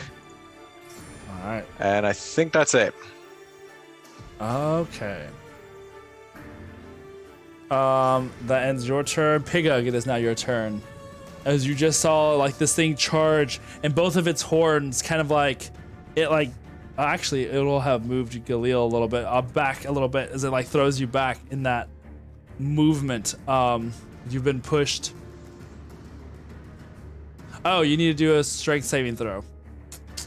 That's right. Okay. Or that pushes you back. Not you, Pigug, Galil, because I missed that earlier. Pigug, you just saw. I'm just saying that you see this giant monster rush down between the pillars and like gore its giant horns into both Galil and Martel. Oh, 14 plus 8. Okay, yeah. So I you got a don't. 6. Okay, so then yeah, we'll say that it threw you back, Martel, but then you ran forward again. This large gaping hole in your cavity.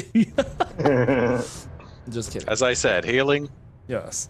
Great. That'd be great. All right, so Pigug, what are you doing? Ara.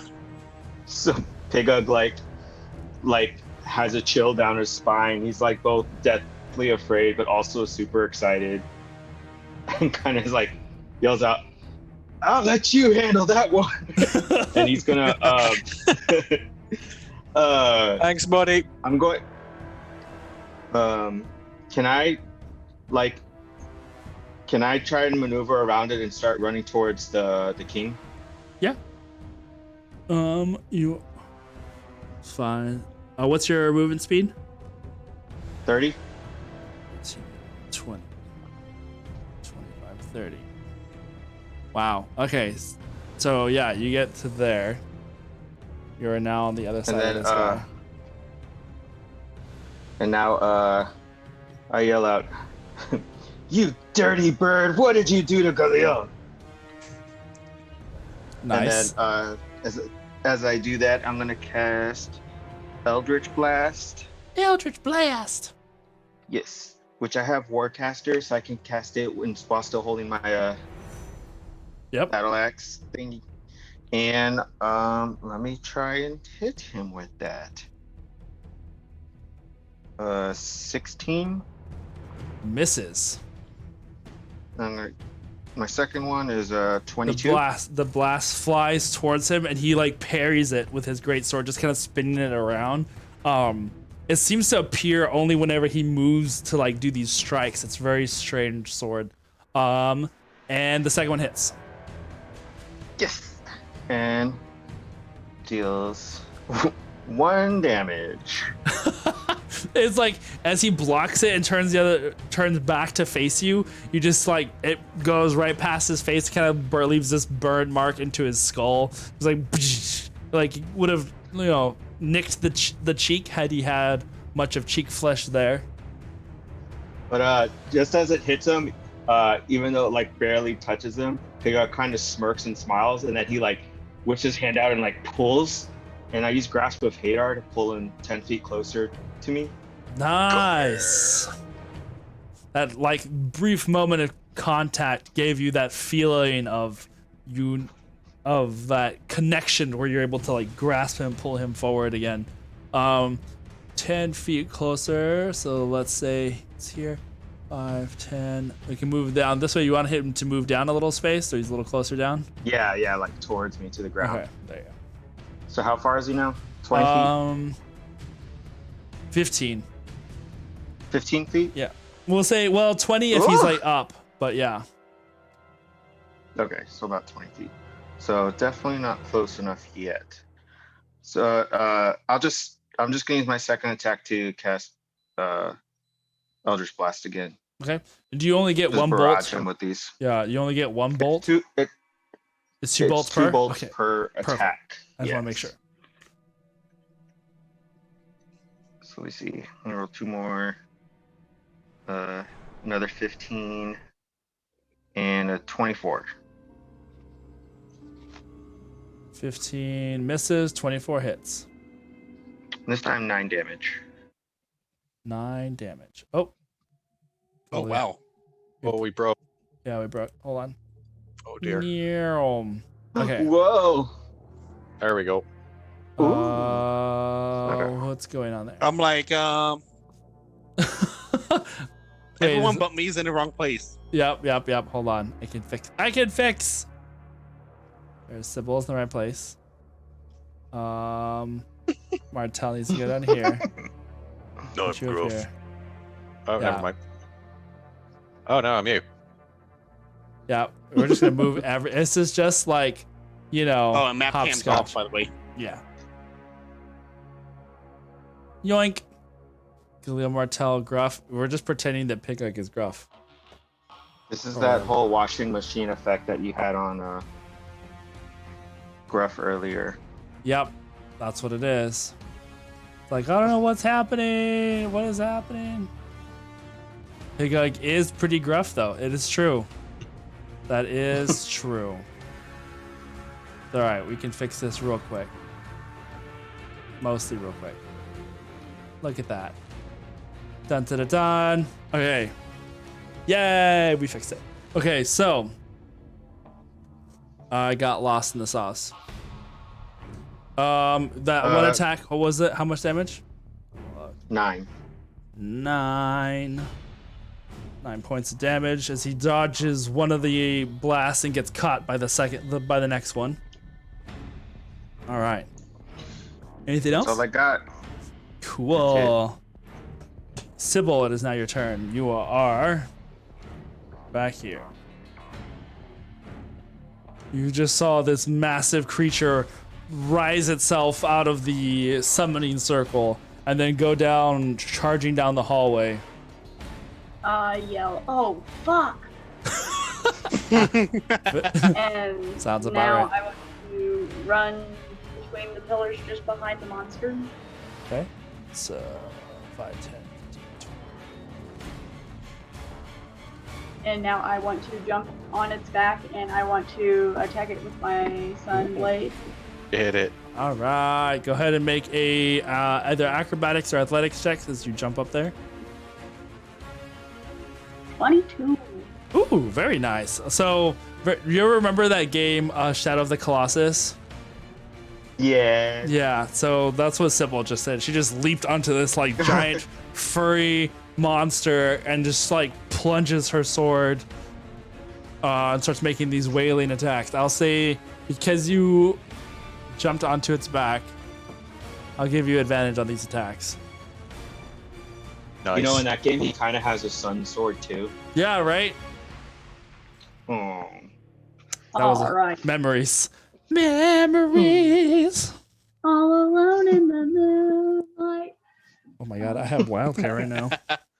So first, I'm going to attack it with my sunblade. Which is Attack! going to first 20 with advantage, so 20. To hit it with my sunblade. 20 hits.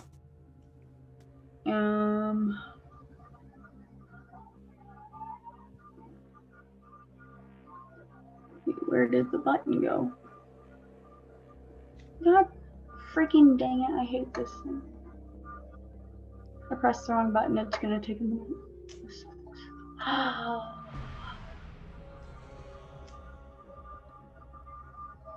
Yay. 13 damage. All right. And then I would like to spend a key point and do 2 unarmed attacks. Sure.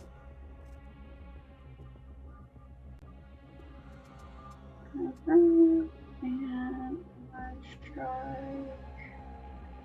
26, so nat 20 Nice. to hit. That also hits. For the first one, 25 for the second. Wait, 25 for the first hit, you said? Yeah. Or And how- 26 for the first, 25 for the second. I just did 6 damage and 5 damage, so 11 damage total. And then I get another attack. All right. It's us. And 23 to hit. Jesus. 14 damage. All right. And now I get 1 unarmed strike. Where is it? So you leap onto the back of this thing, you're just wailing and beating and kicking. This monstrous creature just like rears back and you can just hear it like scream in pain. This roar echoes in this confined space. You feel the vibration of that sound rumbling the walls, ceiling, and the whole construct around you just kind of like vibrates with this roar. He hurt Martell and pissed off. Knight solidarity. Can I use another key point? I think you Or do. can I think it's just once. Okay, so then I only get one more unarmed strike. Okay, so that was an 18 to hit. That misses. And 8 damage. 18 misses. 18 misses. Oh, okay. All right.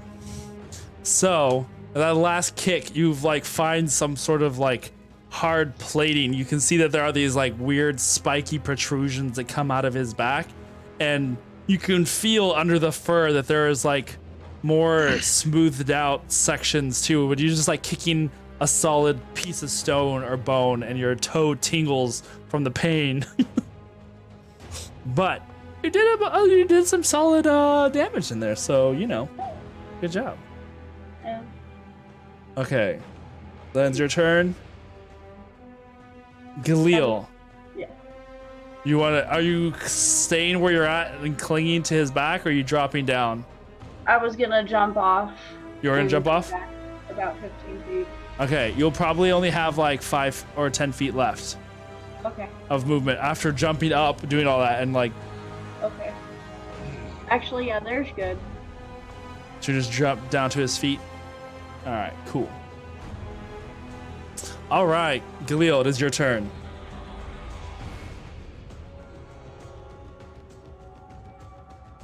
This guy is throwing me off right now, so I'm gonna have to just use a sorcery point time. Okay. for Twin and Large. Okay. On Martell and Sybil. Nice. Oh, Their weapons man. also match their sizes, by the way. And they get an extra D4 to their attacks. And they have advantage on strength checks and strength saving throws. All right. Did you hear that, Sybil? Did you hear it? No? You are now enlarged. So you go from small creatures to large creatures, right? Yep. Let's see. We're gonna use Gruff. And then we're using Soul to replace. So now you are a little bigger. There we go. You're now large creatures. So do the damage dice get bigger, or they just stay the same? They stay the same, but they get 1 plus a D4 with their damage. Okay, plus one extra D4 with your damage rolls, and advantage on strength checks, and strength saving throws. Okay. Awesome. So now you got turned into really big versions of yourselves. You just basically turned into Bane and just like grew in size. You thought you were born in the abyss. Oh God. That's perfect. All right, so that ends your turn. You Bonus are action have Oreo attack. over here on this side. All right, have Oreo attack. Yeah.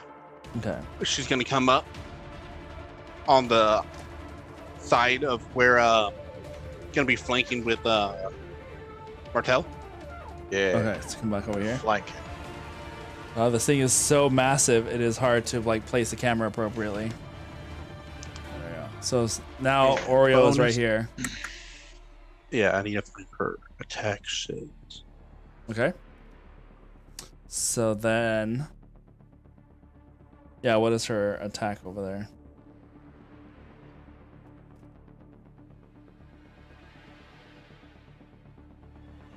Did you find it?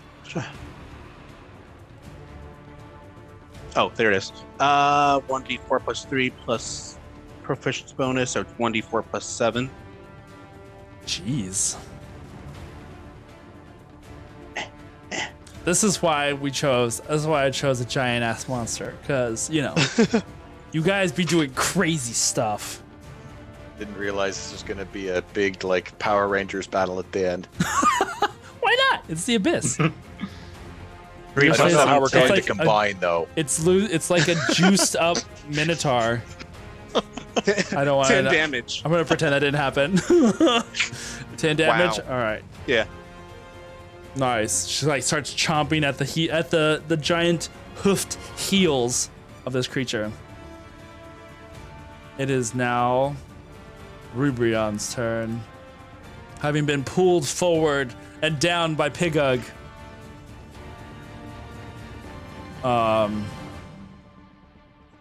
You just see this like devilish smile go across his face. No.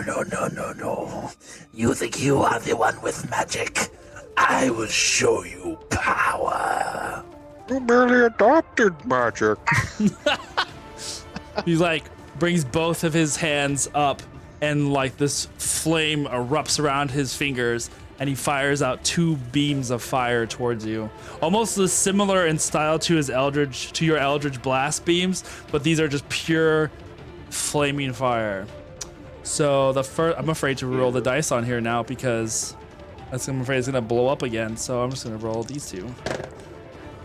I should have rolled on the thing. It's fine. One was a natural 20, but the other one was a 1. That was the perfect. He give it, then he taketh away. Yeah, for real. Okay, so that is going to be on the one that hits. Is going to be 24 points of fire damage.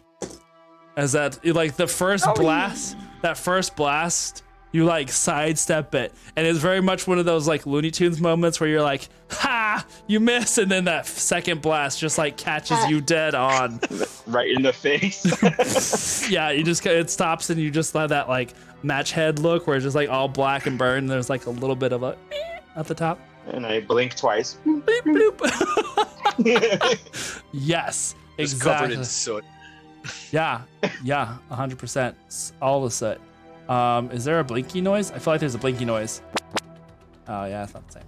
Yep. Okay. So, he is going to use his wings to fly up over and get a different angle. Let's see, 5, 10, 25, 30. This is fly speed, 30. Okay. Let me get over here. Out of sight almost. Just on the other side of this mess. All right, so he's over there now. Kind of getting out of line of sight from Pika, I guess what he's trying to do. That brings it up to Arielli's turn. Arielli's seen this all go down really, really badly.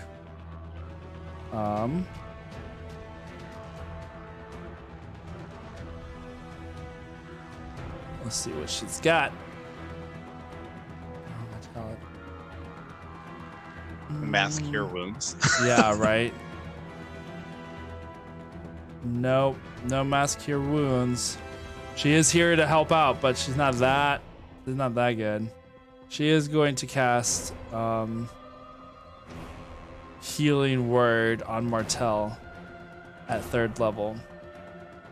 Take that. So, why do I not have dice on this page?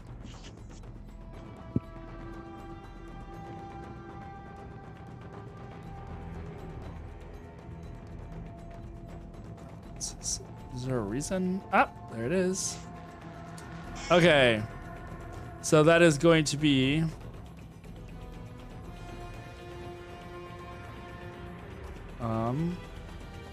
nope, it didn't work again. Okay, so I'm just rolling it the old-fashioned way. D&D Beyond's giving me Our power. a hard time. Yeah. I need 3 D4. Do I have more than that? I guess not. I guess I need to buy more dice. I mean, I guess I just don't have. Oh, they're over here. That's why. I'm cool with buying more dice. Yeah. That's 9. 12 points of healing. Not bad. And she does that for you. Thank you. Let's see. Does she have anything else for bonus action? Oh, Healing Word is a bonus action. It should be, yeah. But she cast it at a higher level. So I'm just gonna say she's gonna do try and do another Sacred Flame at this big dude. It's gonna be Dexterity 15 to try and dodge that. I don't think he's gonna do very well with Dex because, yeah, no, he gets hit with that. So that's 2d8. Let's hopefully she rolls better this time. Yeah, she does. That'll be 13 points of radiant damage. Okay. All right, so that ends her turn. She is going to move around over here against the wall. Kind of crouch behind the cauldron a little bit. Keep an eye on everybody. All right, so that ends her turn. It is now the giant monster's turn. Seeing all these annoying little flies around him that are starting to bite and stuff, he like brings both his fists down. The one down on Martel, one down at Galil, and he's gonna take a step back and try and hoof Sybil.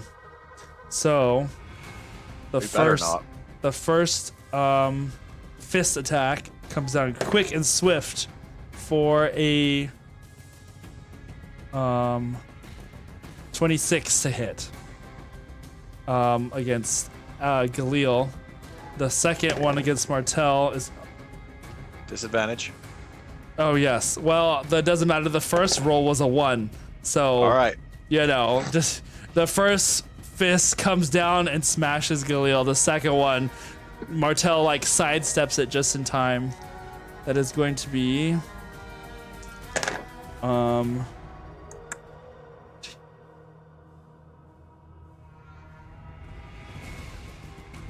14 points of bludgeoning damage for that fist as it comes down on top of you.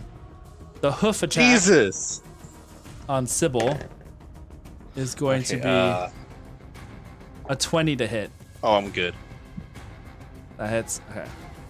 So that is one big horse kick to the face. Kind of a horse kick. This guy is a dick. He is. That's gonna be 10, 13, 15 points of bludgeoning damage to Sybil as that hoof goes back, and I need you to make a strength saving throw, which you have advantage on. Oh wait. 18.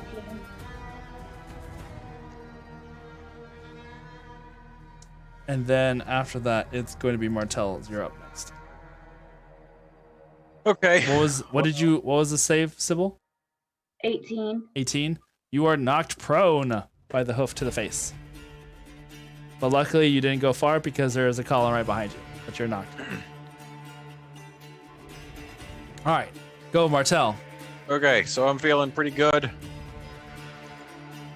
Really Feeling good. Feeling confident. We're good. We good. These just regular snap. attacks, or are we flanking? No. Simply You are flanking, so you do have advantage. All right, let's go then. Plus the D4 to your attacks. Yes. Okay. Well, attack damage. Right. So 22. 22. Hit. That hits. Okay, we're gonna do another one. 29 to hit. 29 also hits. We're gonna do 2 unarmed strikes as well. 20 That hits. and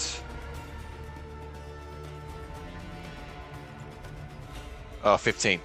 Misses. So you have 3 hits. So, 1 flurry of blows for 9, 2 sunblade strikes for. I don't know why it rolled these and it just gives me a number for the other ones. 12 and 11. Oh wait, 12 was the first one, and then 11. 12 and 11, yeah, and then the D4 are. Pig 2, you're up 3. next. 2 and 3. Sorry, they're rolling now. 3, a 1, and a 2, so 6 total. 6 total.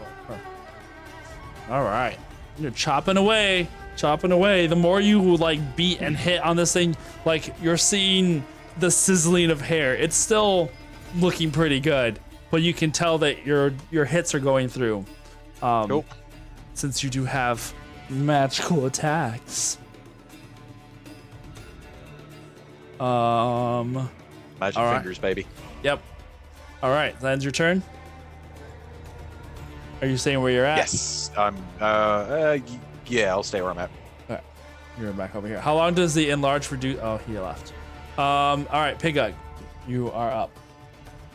You are back Right. on this side. So I'm gonna yell at him as he's flying away or whatever, like, Mhm. "What are you scared? Come back and fight me!" And then I'm gonna run.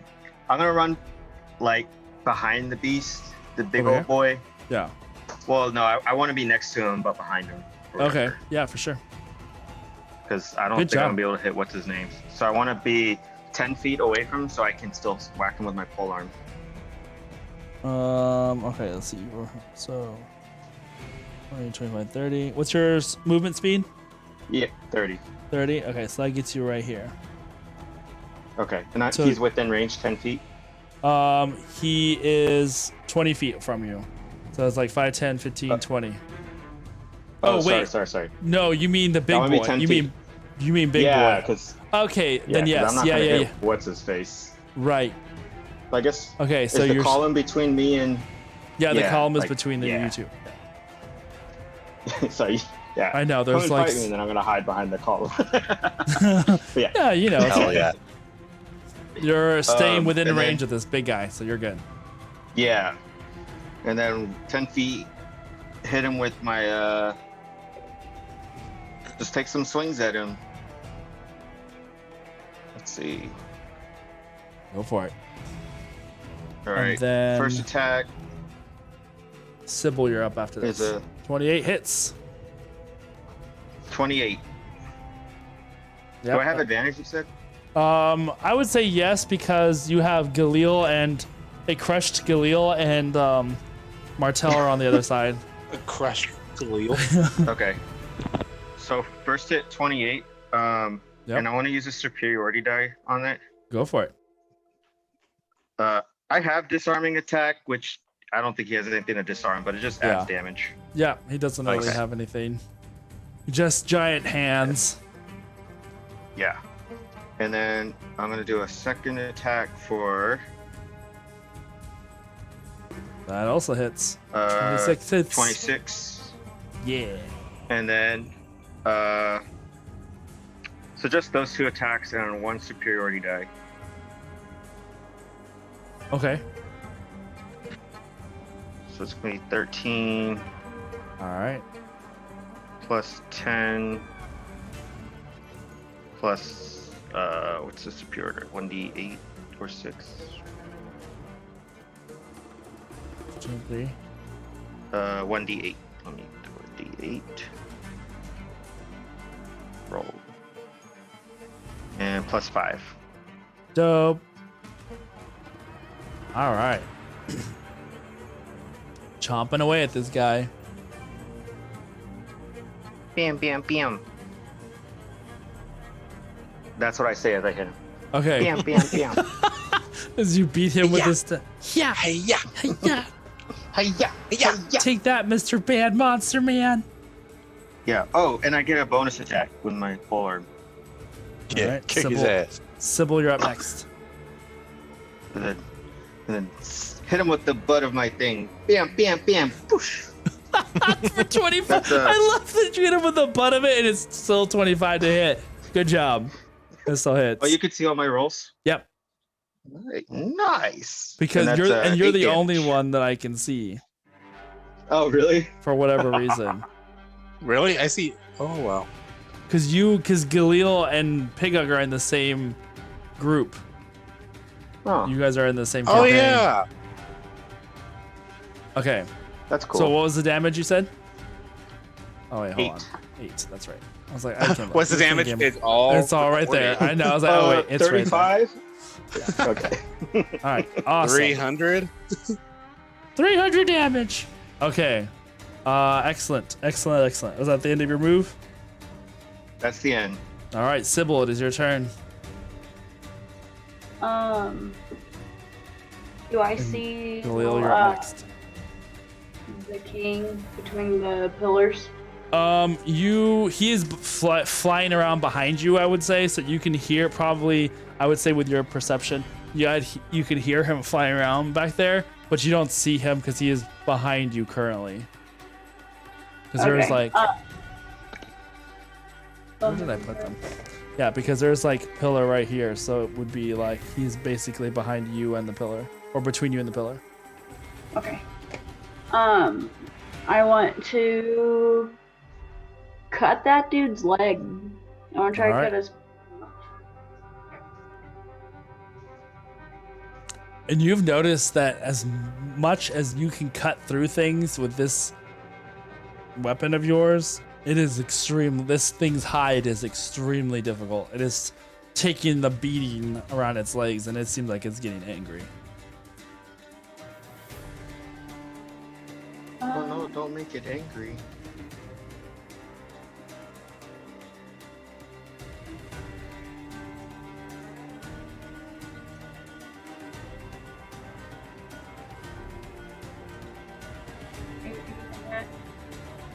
You what? 18? 18 misses. You do have advantage though because you are flanked with everybody else. That was with advantage. Oh, that was? Okay. And I can still spend my key point and Do the unarmed strikes. Yep. yeah, flurry of blows.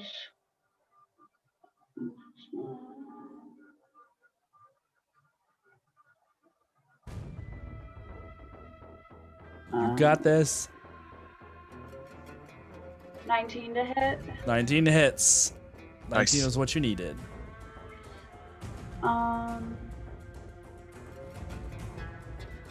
9. 9? Alright. And 8. 9 and then Is 8 that- damage. Is that adding the D4s? Yes, that's adding the Okay. D4s. How long does the enlarge last for? 1 minute. Okay. Alright. So end your turn then? Are you staying where you're at? I have one more attack. Okay. Trying to get rid of it on the first try here. No. 26 hits. 23. But Oh, 23? Yeah, that sucks. Nice. yeah.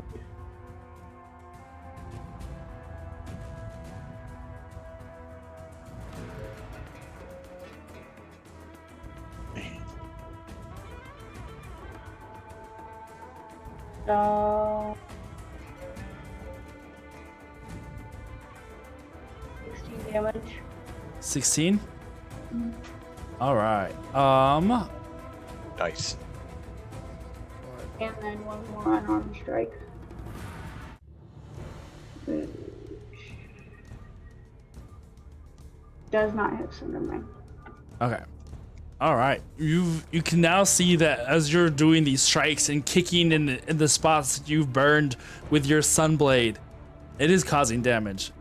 It is looking weaker and it's kind of like it's like moving back and forth, and its hands are starting to like grasp at the columns, but then it just like lets out this like loud snort as it seems to be getting angry now. Yeah, just like that. Just careful, don't blow too hard that nothing comes out, because that. Gross. Wow, Aaron. Just saying, it can happen. You never know. On that note, Galil, it is your turn. Well, since I'm almost dead, I'm gonna have to use a mirrored image. And I'm gonna cast that 3rd level. Nice. Mirrored image, 3rd level. Mirror image. And then for bonus action, I'm gonna order Oreo to attack again.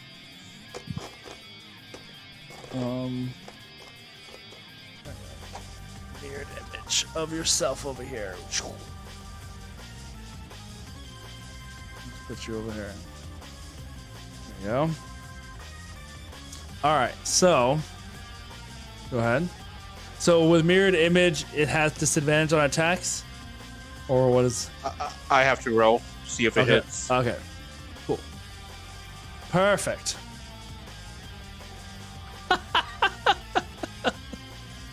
Oh, Graham, never change.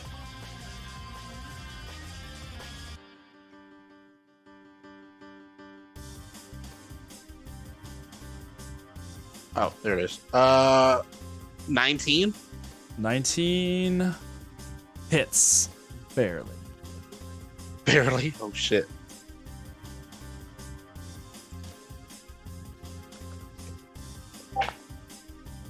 Yeah, I'm just holding my laptop and rollerblading around the ring. Let's do this. 10 damage. Hey, let's go. There you go. Yeah. 10 damage, Yeah. and this is on the giant creature, right? Yeah. All right. Nice. All right. Does that end your turn then? Yep. All right. It is now the king's turn. Rubrion comes around the corner, now within a line of sight between Sybil and Higug. He's gonna look at Sybil.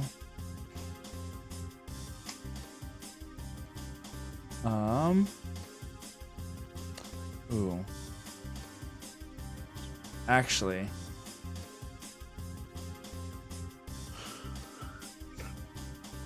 Okay, so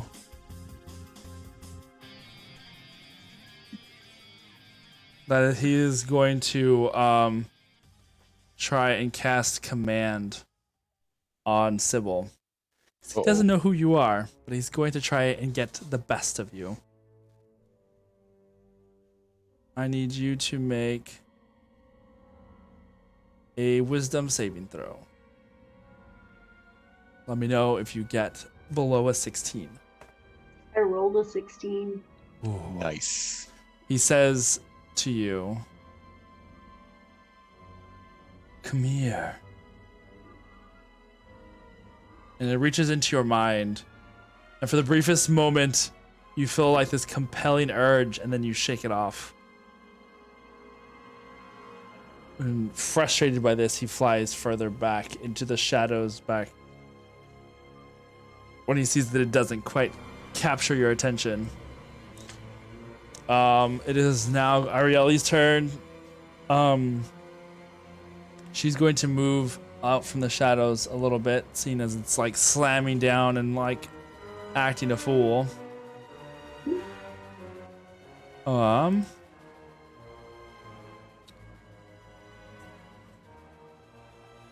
Who's hurt? Who's hurt? She keeps like calling out. She like brings her sword out. Oh my god. Music. God damn it. And we look to the east, and there he is. Yeah, I know, right? I was like, oh wait, I know this song. Okay. Here we go. Looking around at you guys. Ugh, what to do. How hurt are you, Gilliel? I have 8 points left. Where are you at, Sybil? On the other side. No, but like I hit point wise?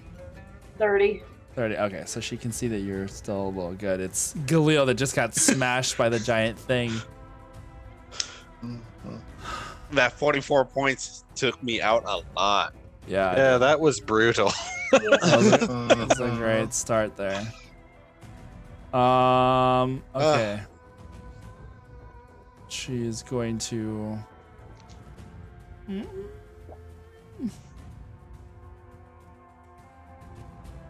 also is gonna do another healing word,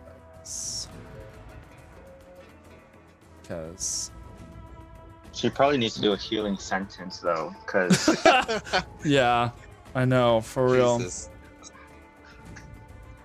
Yeah, I will say that she is going to run up over here, and she does she puts a hand on you and does cast healing word, but only at 2nd level. So it's 2d4 plus 3, so that's going to be 6. 9 points of healing, and she's gonna hand you. She's gonna, like, as she goes over behind you, you can hear that she grabs some of her things from her pack, and she's gonna hand you a healing potion. Oh, perfect. Yeah, probably. Okay, so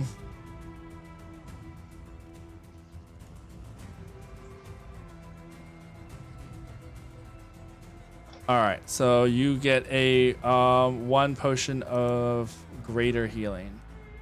Jesus.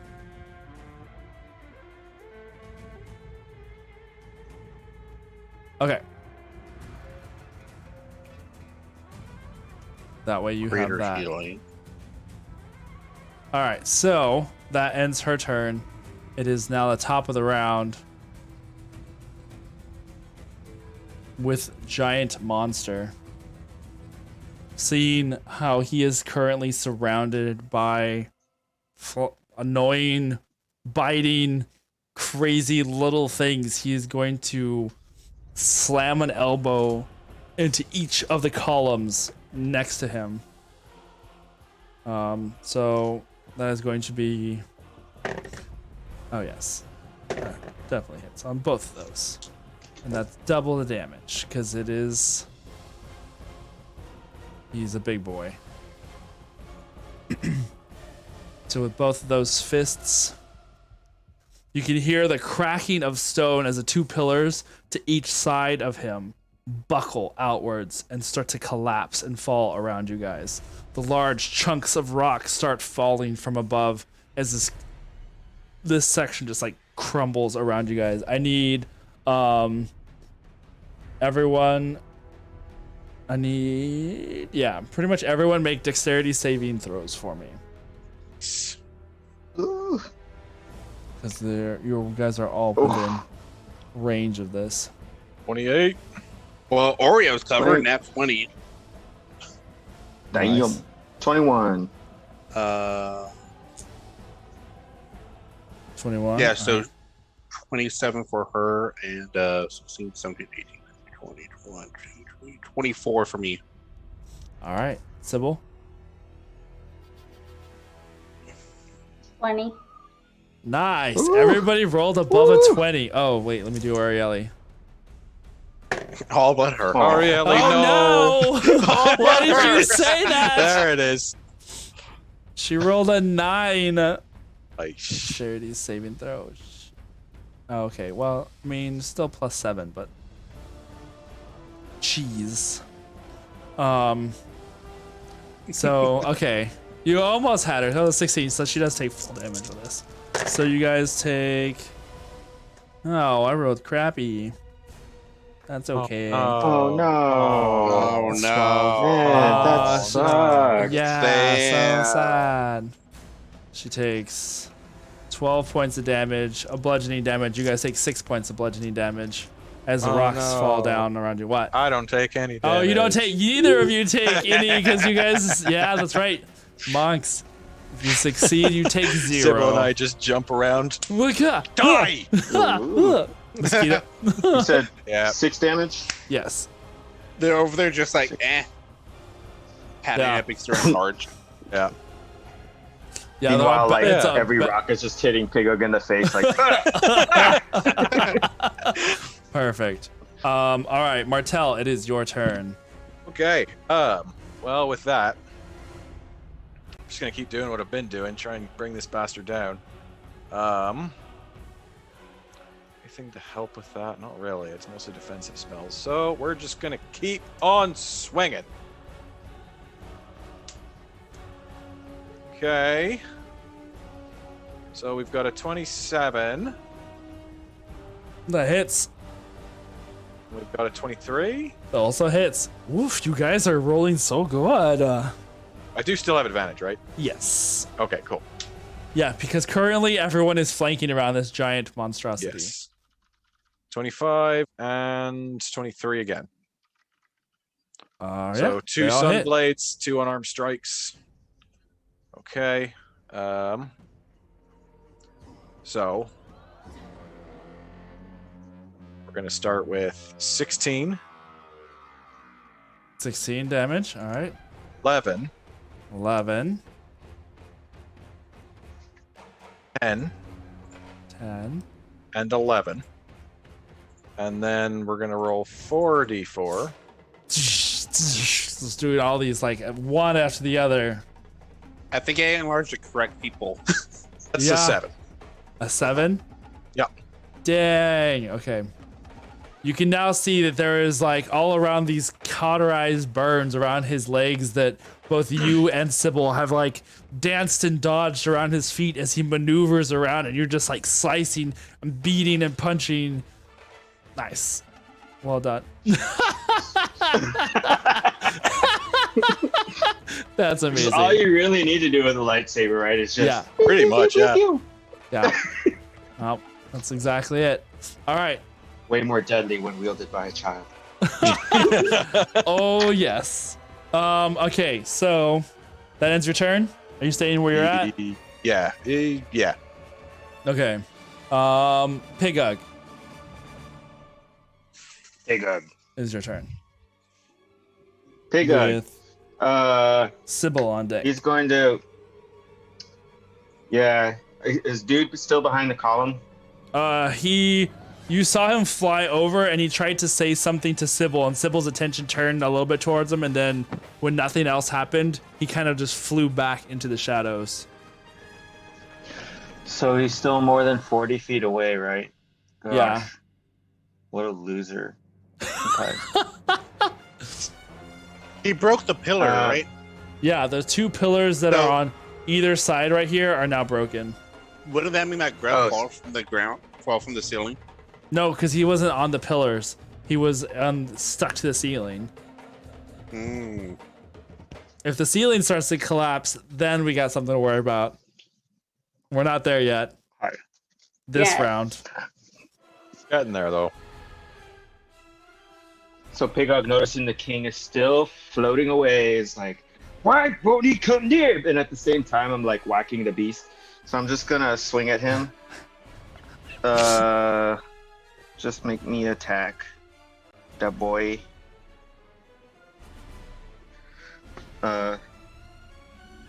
24 hits. 26. Yes, Yep. 24. 20, and then I'm gonna swing again. Another 26. And then I'm gonna hit him with the butt. And I'm gonna use one superiority die. Nice. Okay. Does 17 hit? 17 misses. No. Okay. Let me throw that damage out there. Do it. So that's 10. Ooh. I think if. Yeah, 15. And then a d8.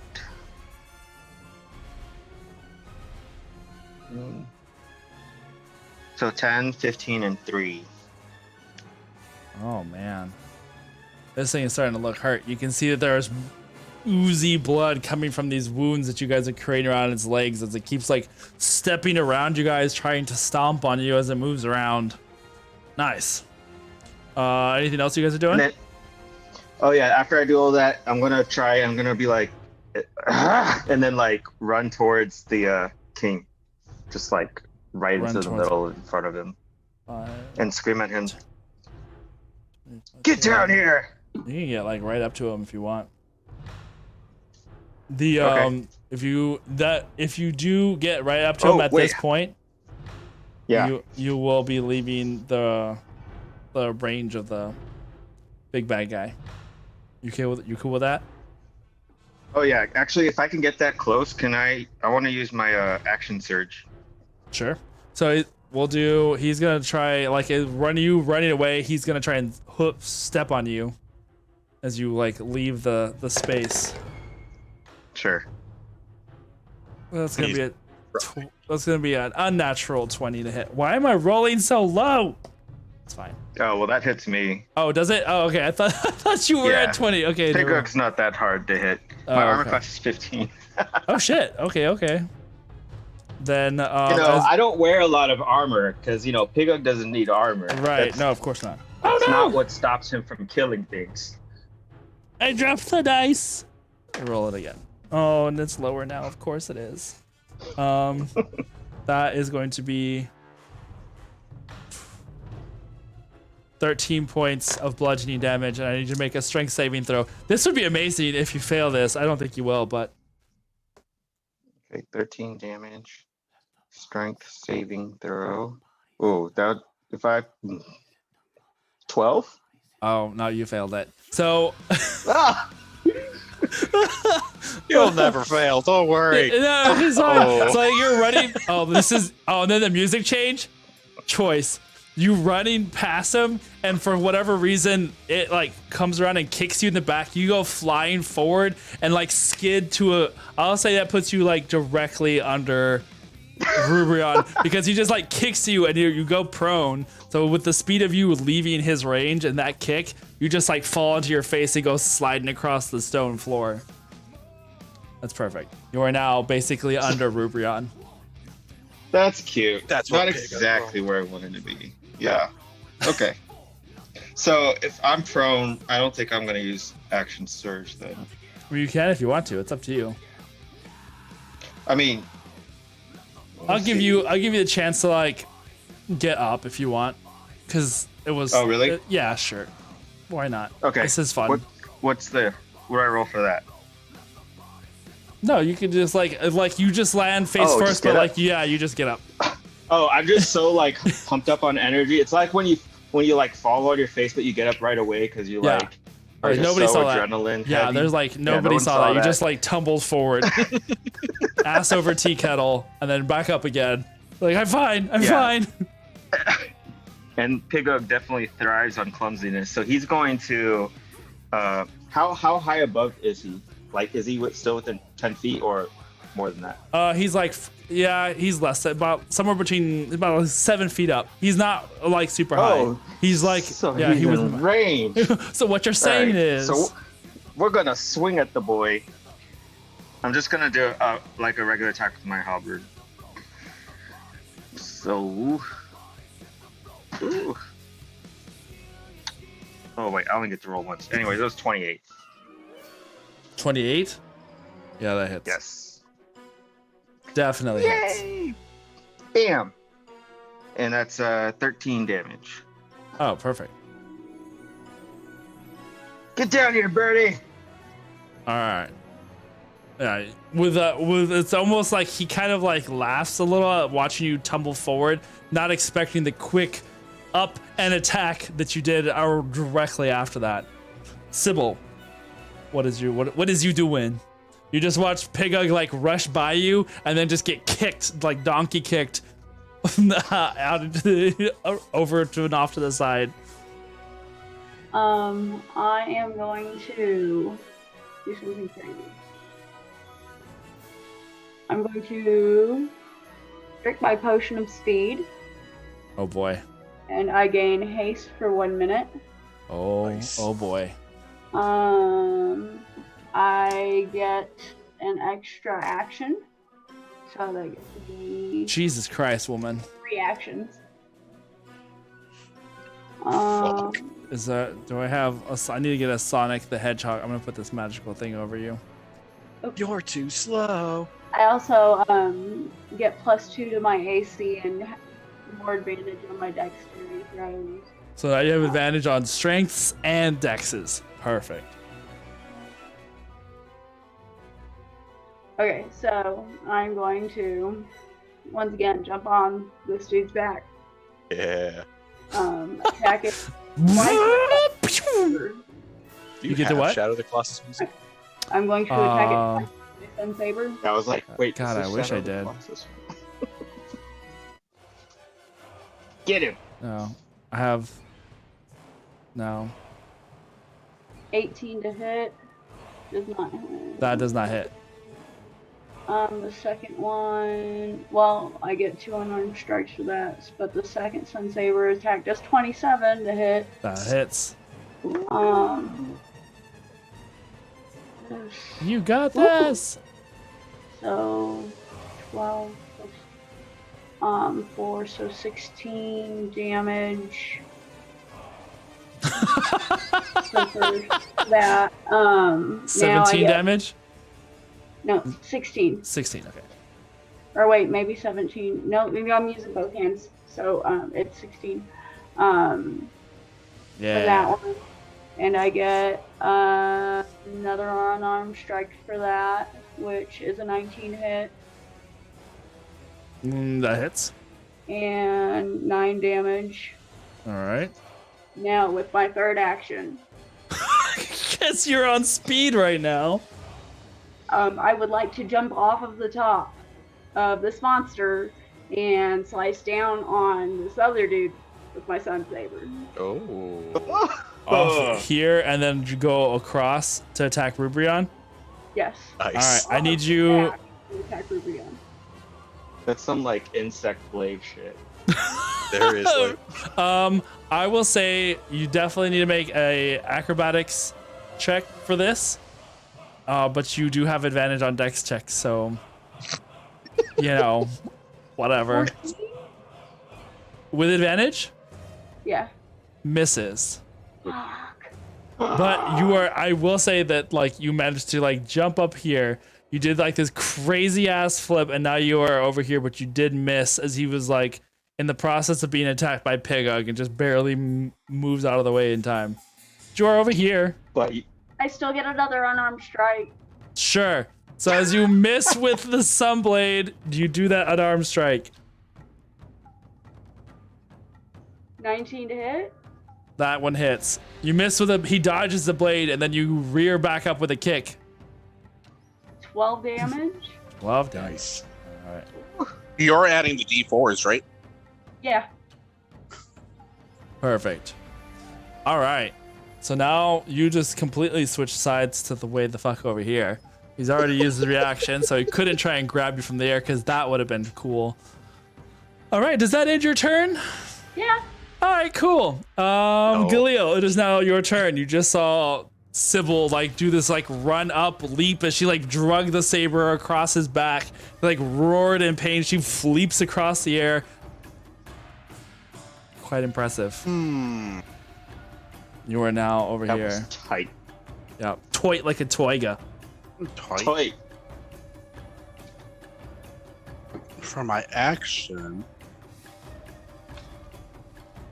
I'm just gonna use healing hands on me. Okay, probably a good idea.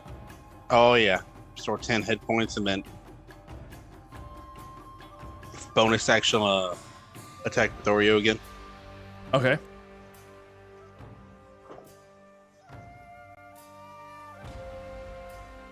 +14 +7. 14 plus 7. That hits. Yeah. This will say 21. Yeah. It took me a second, but I was like, yes. Same. 11 points. All right, you're getting in there. You're digging deep. You can see it's like letting out these like really sad cow sounds. Moo. Moo. I'm Every a sad text I just cow. go Moo. Moo. Moo. That's my turn. Moo-hoo. Moo-hoo. Really? Moo-hoo. Oh, that's amazing. The forever now is going to be sad cow sounds. Just moo-hoo-hoo. Moo-hoo-hoo-hoo. Oh my god. there's amazing. a sad cow song. It's in Swedish, but it does. Is there exist. really? Oh my god. I'll have to look that up later. All right. That ends your turn? Yep. All right. It is now Rubrion's turn.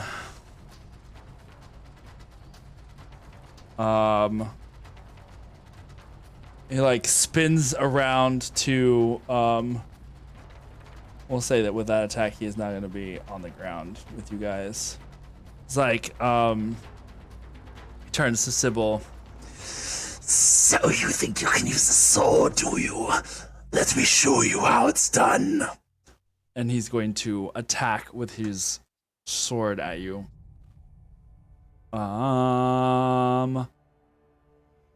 And it flashes through the air. That is going to be the first attack is going to be a 23 to hit. Yeah. And the second attack is going to be a 15 to hit. Nope. All right, first attack hits though. That is going to be. Oh man. 9 points of slashing damage and 1 point of fire damage as this flaming sword carves through the air, following his hands, and he strikes at you. The first Sybil's one just you're like, I guess that's cute. The first one, you are able to kind of parry it with your sword before he like swishes it around the other direction. It doesn't almost seem to move. It moves more like his hands are going like this, but there's no sword in his hand until he starts moving it. It's a very strange, ethereal blade of fire that he uses. That ends his turn.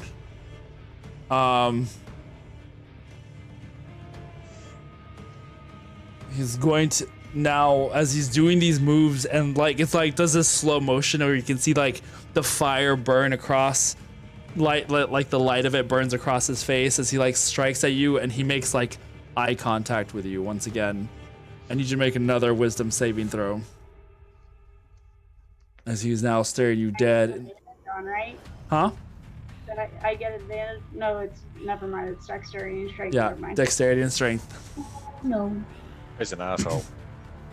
So you're gonna whisper again. I want Hold that on. bod. You just Hold hear. on. That bod. Hold on. I want. You say a one? Hold on. Oh. Hold. I was like, a one? Yeah. Hold on. You are super possessed. Super Oh, fun. one with advantage.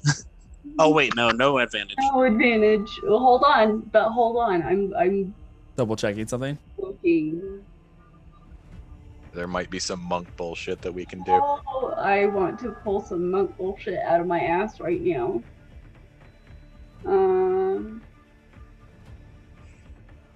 I have no monk bullshit. Oh, What did you roll? say every monk's ass is its fifth palm. Fifth palm? Oh god. Total of It's a 3? one, So it was a 1? but it's 3 total.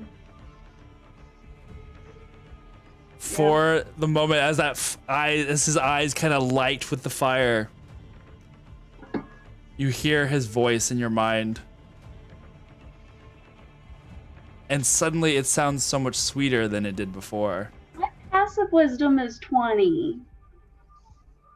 That's crap. You fight well.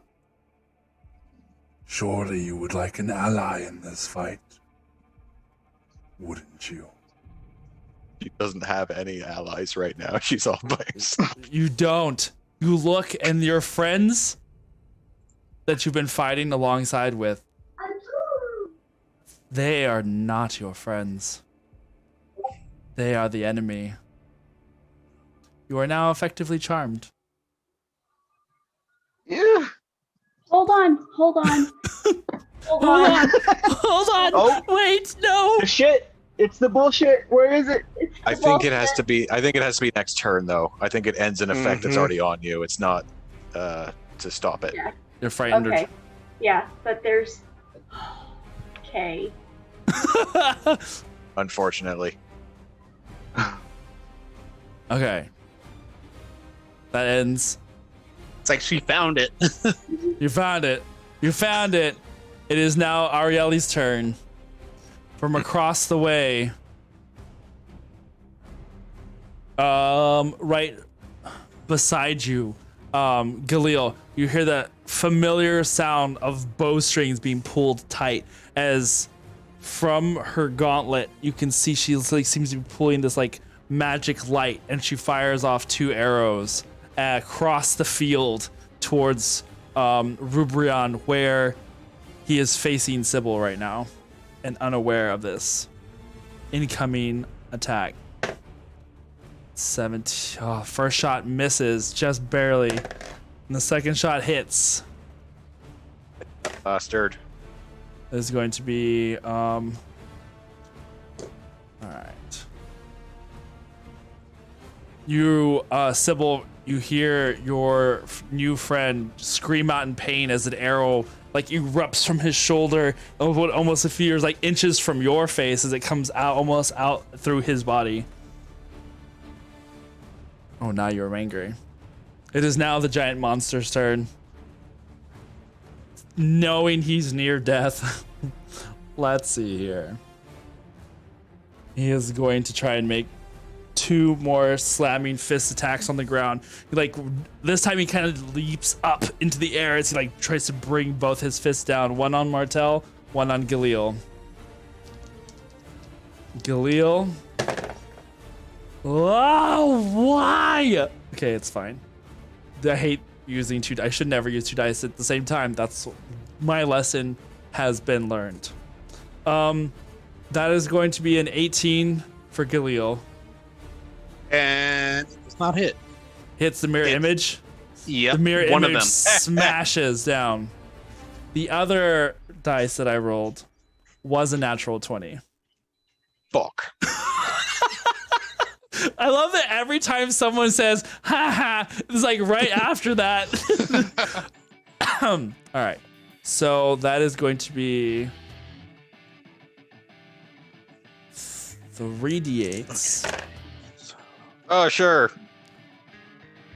That is going to be 40 points of bludgeoning damage. Well, I'm down. That's the doubled one. You're down? Yep.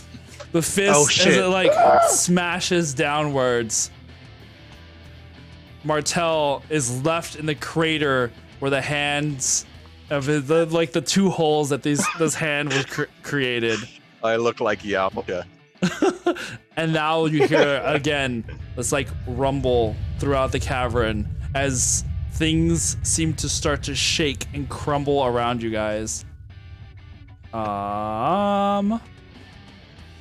Wait, hold on. Oh no, never mind. No, what? What are you talking I was about? gonna try to cheat my way out of this somehow, but I don't think I can. Monk shit? Do you have more monk shit to try and use? I mean, I do, but he rolled too bloody high. Yeah. I mean, with his, I will tell you this, with his hit bonus, that would have been 33 to hit. Yeah, no. Not even close. Yeah. It's just like, you see, like, there are parts of rock that are starting to fall around you guys, as it seems like whatever damage that he's created is now structurally made this area unsound and is starting to kind of collapse around you guys. Or you said 40, right? Yes. Okay.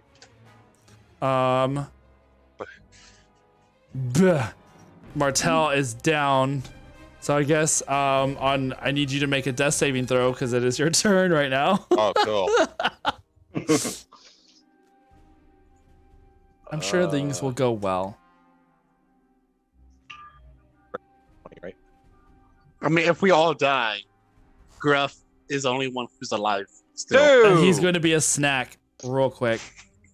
What'd you roll? I rolled a 2. A 2, a 1 failure. At least it's better than rolling a 1. It could be worse. 2 failures. What happens when you roll a 1? Use 2 failures. Oh, that fucking sucks. But if you roll a 20, you stable. It's I thought you It's 2 success. I thought you come back Yes. at 20. No, 1 is 2 failures, 20 is 2 success. I have a feeling that you also come back. At least you stabilize if you roll a natural 20. I think I you wanna stabilize. I mean, Yeah. maybe. Okay, so that ends your turn. Pig Hug. It is now your turn. mean- You just hear the loud crash behind you as rocks are starting to like tumble around. You turn over your shoulders real quick and you can see Martel is not getting back up from being slammed by this giant creature. What are you doing? He can eat healing. And then, I don't know what would have And given then- you that idea.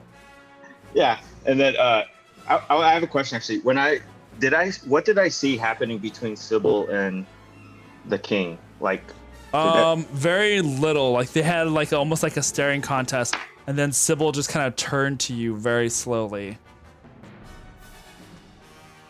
and Just like her attention was Pig now Hug. focused on you. yeah, so Hagog has kind of seen this kind of magic before since he has his own. Yeah. So he's going to use I want to use Fey Presence to try and basically charm both of them. Okay. There we go. Charm the charmed. Yes. Interesting. I noticing Sybil. I'm like, Sybil, come back to me. And I look at him and I just kind of grunt. Ruff. Did you just wolf at the bad guy? Cool. Ruff. Yes. So it's I think it's DC 15. 15. Yeah. All right. This is a saving throw. Yeah. Wisdom. Wisdom saving throw DC 15. I hate.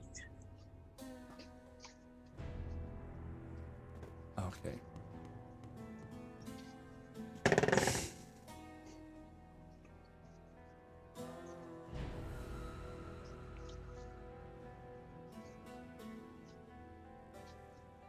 Wait.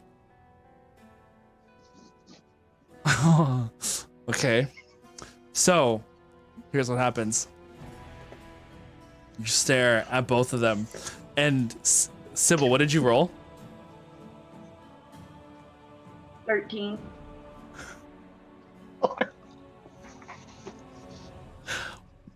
Pigug, you both stare at you.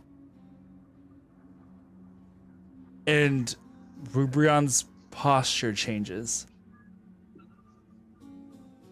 His shoulders relax. And he just stares at you. With his wisdom roll, he rolled a 6. Oh. That's not good for him. So Okay. currently have both Sybil and Rubrion. You can feel that Fey connection, the enchantment working in their eyes as you have charmed them both. So do we all enter just like a 3-way staring contest? Yeah, I mean, I guess.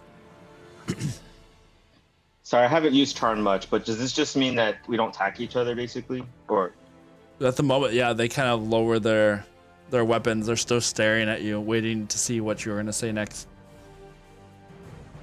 oh, so I can command them? You can try. You have. I mean, I would say is your Fey presence. What is that? That's like your warlock. It's like a warlock ability, right? Yeah. So I think that's your They just action, become right? charmed. Yeah, till the end of my next turn. Yeah, Okay. so and I'm just gonna have Sybil like just like, chill. And with this dude, I'm just gonna be like, you could stop this now, and just try and like lower his guard some more. Make persuasion check with advantage.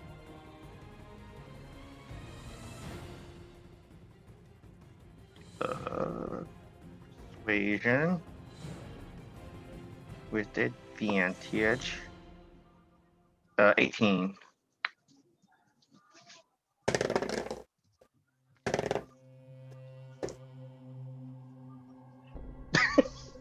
DM rolls. He looks at you, and you just see the corner of his lip kind of curl in like a snarl, and you can see his eyes burning and seething with anger. And he raises a hand out, points it past you at the large creature.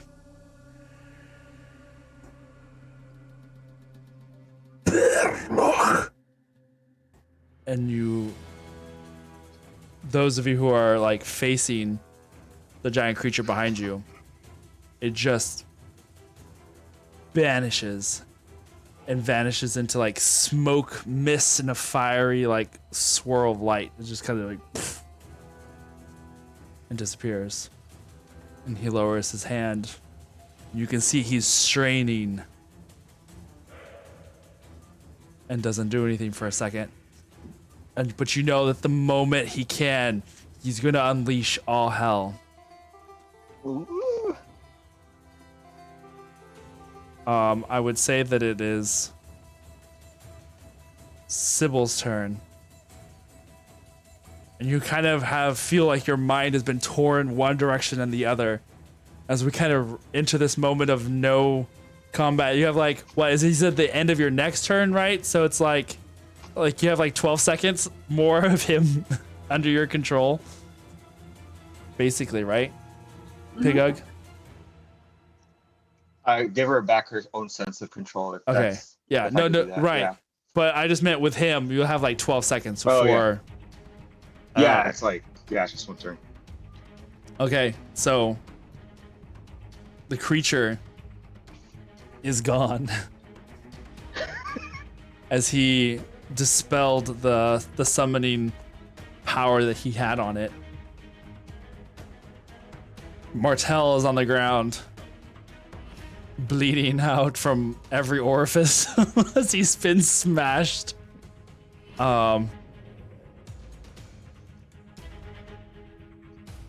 Okay, for a brief moment, we are not in combat as everyone, like, time seems to slow. Arieli runs over to Martel. She is going to put her hands on Martel's shoulders, and you hear her like muttering to herself. And she's going to cast healing word.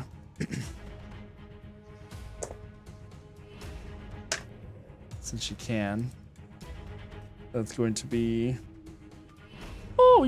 just a whole 5 points of health. Martel, you feel a revitalized breath of fresh air enter your lungs as you kind of like come to broken, bruised, and definitely in a lot of pain. I'll say you have like 6 more seconds, Pigug. What are you guys doing? Sybil, what are you doing? Am I still hasted? It lasts for what? A minute? No? Yeah. Yeah, you're still hasted. Oh, okay.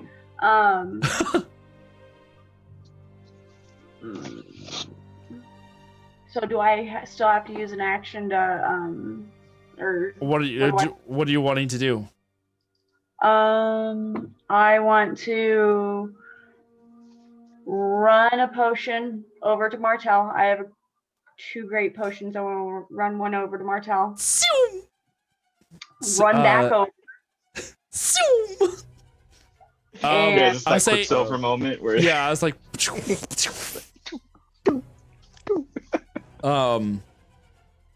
you're just like, Sybil's there for like a split second. All of a sudden, there's potions in your hand. She's gone the next second.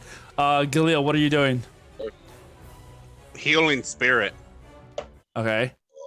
You have like only a few seconds left before this charm that is holding back the tides of Rubrion's wrath comes back into play. What are you gonna do, Pigug? Or what are you doing, Sybil? What are you guys doing? I want to hit him with my sword, like twice. You're gonna stab him with the swords. Pigug, what are you doing? as I see her go at him, I'm like, all right, we're doing this. We're gonna skip class. It's like, All that's what right, we're so gonna do. I will say in this moment is like this is like you can hear this inhumanly horrible scream erupt from him as the charm ends and he starts to move and you guys wail on him. I'm gonna say everyone just kind of piles on at the last minute.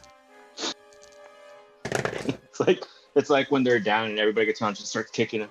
Yeah, basically. You get 10 more hit points. All right, sounds good to me. Thank you. And I just get 6. Heal. Thank you. Excellent. All right. Okay. Oh, I'm halfway. There we go. Sword. Only one of these stupid arrows.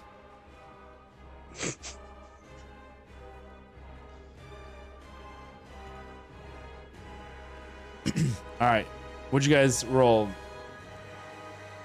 Pigug. Just one attack? I'll say you get your full turn. Like this is just like him being frozen for a second. Ooh. So you guys just let it roll. Okay. Well, my first attack did nothing. No. Second attack is 23. That And then hits. my bonus attack. Bonus. is 18. 18. Does 18 hit? 18 misses, just barely. Ooh. Okay. And I'm gonna try to use disarming attack on him. I don't know if he's still holding the sword. No. Well, not that you have seen. It's like whenever he moves his hands, it seems like this sword comes out. Oh, it's like a. Yeah. Okay. Well, I'm just gonna hit him for. Yeah, 8 go for damage. So that's. Disarming. 8 Is there something he has to roll for this disarming attack? Ooh. When you hit, you can expand one's period dice, add to the damage, and if they fail a strength saving throw, they have to drop their weapon. So, I mean, if he's not holding it, like I don't think he can drop it. So that's probably fine. But I did roll an 8 on that D8. So Perfect. That's 8 more damage. All right. Is that all the damage? Is that all the attacks you can do? Yeah. All right. So 16 damage total. Perfect. Sybil, what are you doing? Do you want me to use that running back and forth as an action? I'll say that's your movement. Movement and maybe to give him the potions from your pouches and stuff, because those were in your pack of things. So I will say that was like your bonus action. Okay. Then I want to hit him with my Sun Saber. All right. How many times can I attack him then? How many attacks do you normally have? 2 plus the 1 for my haste. All right, so you have 3 attacks. No bonus actions, but you have 3 attacks. Even if I use a key point? Oh wait, no, that is bonus action. Yeah. Okay, there's that. 13 to hit, 18 to hit. 13 misses, 18 misses. 19. 19 hits. And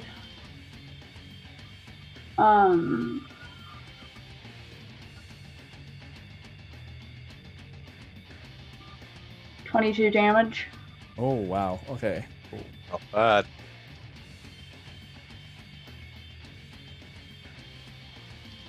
He drops to his knees with those attacks. He's like trying to block these incoming strikes of yours, Sybil, with the fury that you are. He like brings up this sword that kind of appears and just disappears, appears and disappears, but he is getting tired, beat, and wounded. He is now on his knees. Can I scream at his face and say, "I'll show you how to use a fucking sword"? Yes. Yes, you can. Okay. Galil, it is your turn. You're muted. There you are. Oh, wow. I am finally going to attack with my longbow. All right. Get him. Get him.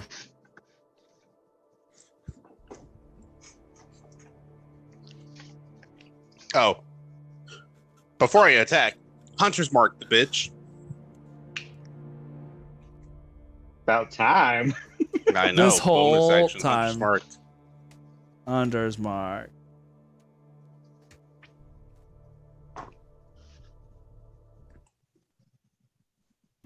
Does 18 hit? Ugh, no.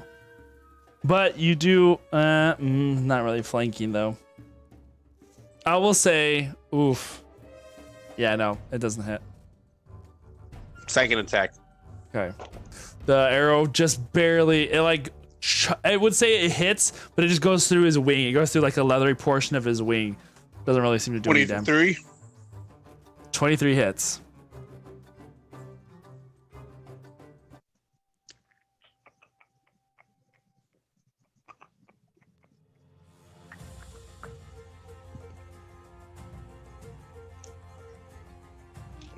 There's my D8. Haven't used it in a while. This violin is going hard. It's the Witcher, yo. So that's 9 plus 4, so 13. Oh, man. Okay. You see as like that last arrow strikes him in the chest, he falls backwards onto the ground. And the arrow stuck into his chest as he's like moving backwards, like, no, it can't be like this. No. Then Oreo's gonna fly over. Okay. For the sake of, I know how this is gonna play out. How do you want Oreo to do this? Because I know how much health he has left. I'm just gonna give whoever advantage by going over there. You don't want Oreo to attack? I have no bonus action. Yeah, no bonus action. So Oreo is just moving. Yeah, Wait, Oreo has a crazy fly speed or what? 60. Oh yeah, okay, that's fine. As he like starts backing up against the wall, he's like trying to move further and further back. Oh man, what does he do? Right. Yeah, Is he basically. trying to run like he did when we first started? He's gonna try and fly away. We all get a opportunity attack. And Or just does he whack it down. beg for his life?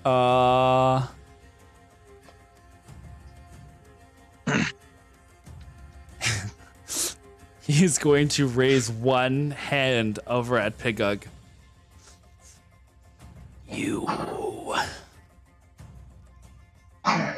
And he just You will pay. and with that he unleashes one last spell. Fuck. Pigug. At? At Pigug. I need you to make a Constitution saving throw. Ugh.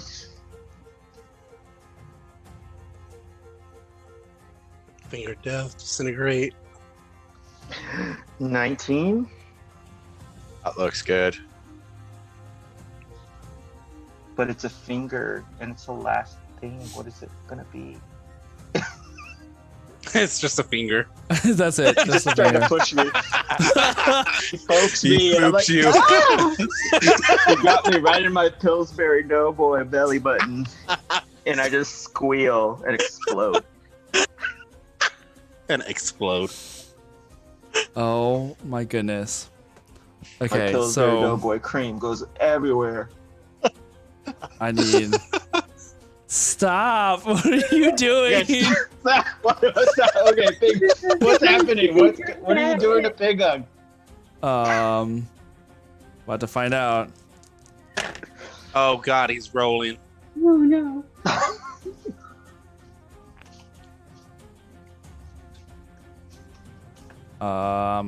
That was. Oh god, one more.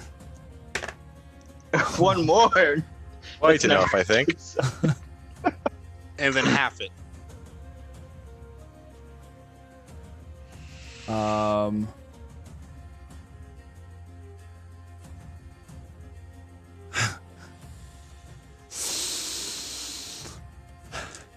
You take 34 points of necrotic damage. That's because oh That's wait. halved. Oh wait, hold on. What did you roll again for the con save? 19. Oh yeah. No, that's right. Okay. I mean, you were just fine. Only 34 points of only necrotic 34 damage. halved. Yeah, because the total it was 69.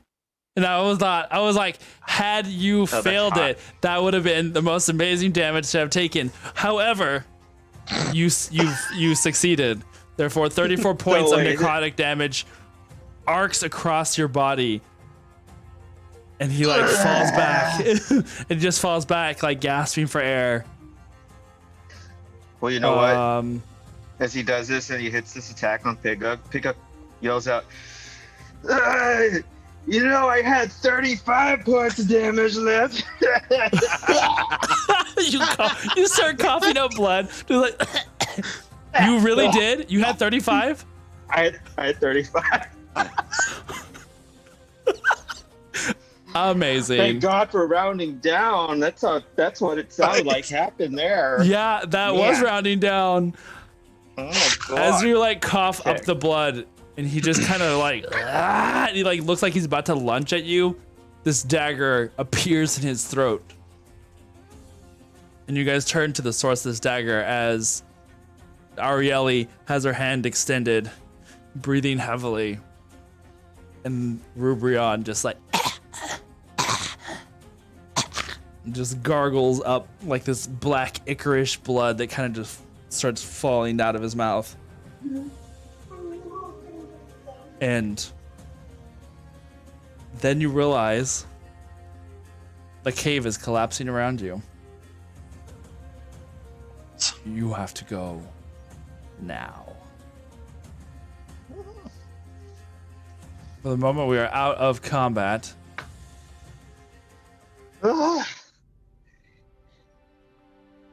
As Sybil, you got any more of that cocaine?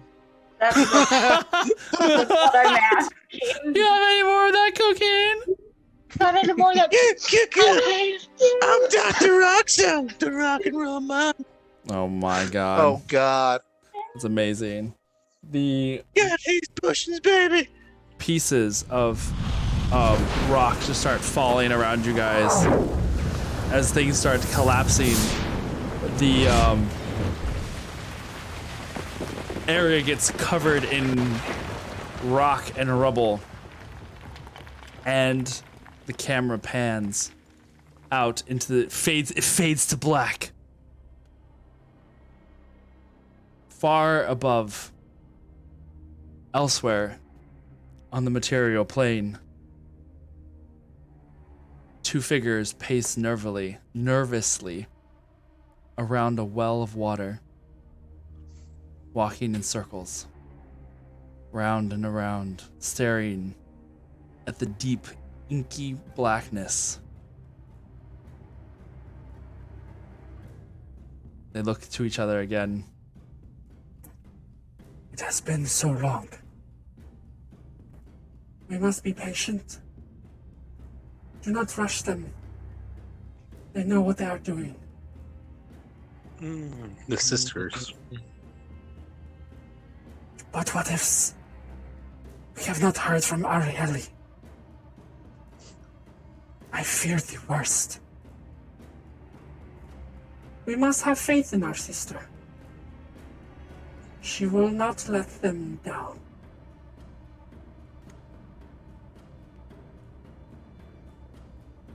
One bubble reaches the surface, followed by another, and a few more. Bursting from the water, you guys reach the surface. Pigug, Martel, Sybil, Galil, Arieli, and Gruff. You have returned to the material plane. Worn, battered, bruised, maybe a little broken, but not dead. You have ventured into the abyss and have survived to tell the tale. And with that, we end our Rescuers miniseries. Woo! Congratulations! You guys survived. Not that I didn't try. I did get a really big beastie. But, you know, you got close. He was cute. He was cute. It was cute.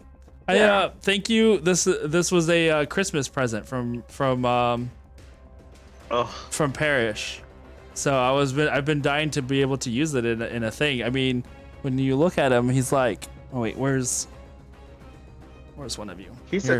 He's quite a sexy boy right there. Like he can like literally Jesus. grab a Look, figure. Nice. That Oh gives my you God. an idea of like the size here. Like, wait, where's Galil? Because Galil, you know how big your figure is. Like, yeah, he can definitely. Wow. He's a big boy. And then you got Galil in one hand Galil. and Yikes. Pigug in the Fingering other. Pigug in the other. Yep, That is. he's a that big is boy. Monstrous. Yeah, it was pretty tall. But you know, you were, But, like, what was behind the door? What was behind the door? Okay, you want it? Okay, so over the course of you returning, Arieli tells you a tale that somewhere in the abyss, a temple has been hidden away. Is rumored to have the secrets to the fall of Demogorgon within its well-guarded doors. The price for entry is extremely high, requiring sacrifices of 4 creatures from the material plane. It is rumored that any creature of the abyss, having found sacrifices and gaining access inside the door, could find the secrets to upturning the gaping maw itself. It seemed that possibly Galil was going to be used somehow to try and gain access to what was behind the door. Rubrion wanting to claim the power over the large king and demon prince of the abyss itself, or at least this plane, this level of it. But that, as Arieli says, is just what the stories say. Luckily, that cave and that section of the temple was collapsed. Hopefully lost. Hopefully.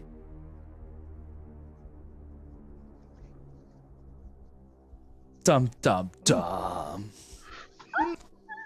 That's cute. Yeah. In part 2, there's like a little teaser trailer at the end where his hand like just jitters. beneath the rubble, little creatures start crawling around, and they just see one of them like comes up to the rock, and then the hand just goes. Yeah. And then like mud, it's all muddy and yeah. Cute. Well, good job, guys. I'm glad that we got to play together.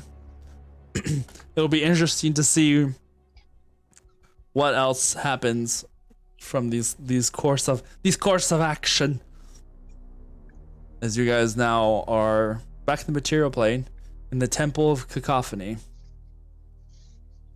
Actual Galil. Oh, Graham delivering. That would be something. Yeah, that would be actual Galil still in the abyss, revealing this Galil is actually Rubrion. Dun dun dun. Hey, that's not a bad idea. Don't even. What's really hiding behind those golden eyes? It was the whole bait and switch.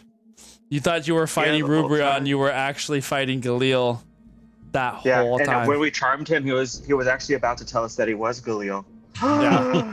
And then the dagger to the throat. Yep. And now Galil's dead forever. I mean, wait, what? No. And Oreo was actually the beast. Wow. All of the plot twists. Wow. It's a good thing we're not doing that. Well, guys, thank you for hanging out. We will see you on Tuesday for a special Q&A with the members of Game of Santos. So if you have any questions you want to ask them or myself, do message us on either Twitter or on Discord. You can either one of those. Oh, which I guess that reminds me. I'll put those socials up here. Social media. You can find our Twitter there. You can find our Discord there. Come and hang out with us. We always like hearing and talking to people in the D&D community. But yeah, so next Tuesday we still won't have a Game of Santos. Will return the week after, once our glorious monk Iskra returns from her valiant training in the fields of Texas. But we do intend to have some little special pre-recorded post-credits trailers sort of things we'll throw in there amongst the Q&A to kind of give you like a little bit of an after view of what happened here. I'll kind of catch up hopefully with some of our Barrels Baddies crew as well. And yeah, should be a happy fun time. But until then, thank you, Martel. Thank you, Sybil. Thank you, Pigug, for coming back in all of Pigug glory. And we look forward to the next adventure that we can find. Oh, yeah, you too, Galil, I guess. Yeah, you too. You too, I guess. And welcome back to the material plane. Welcome back to the material plane.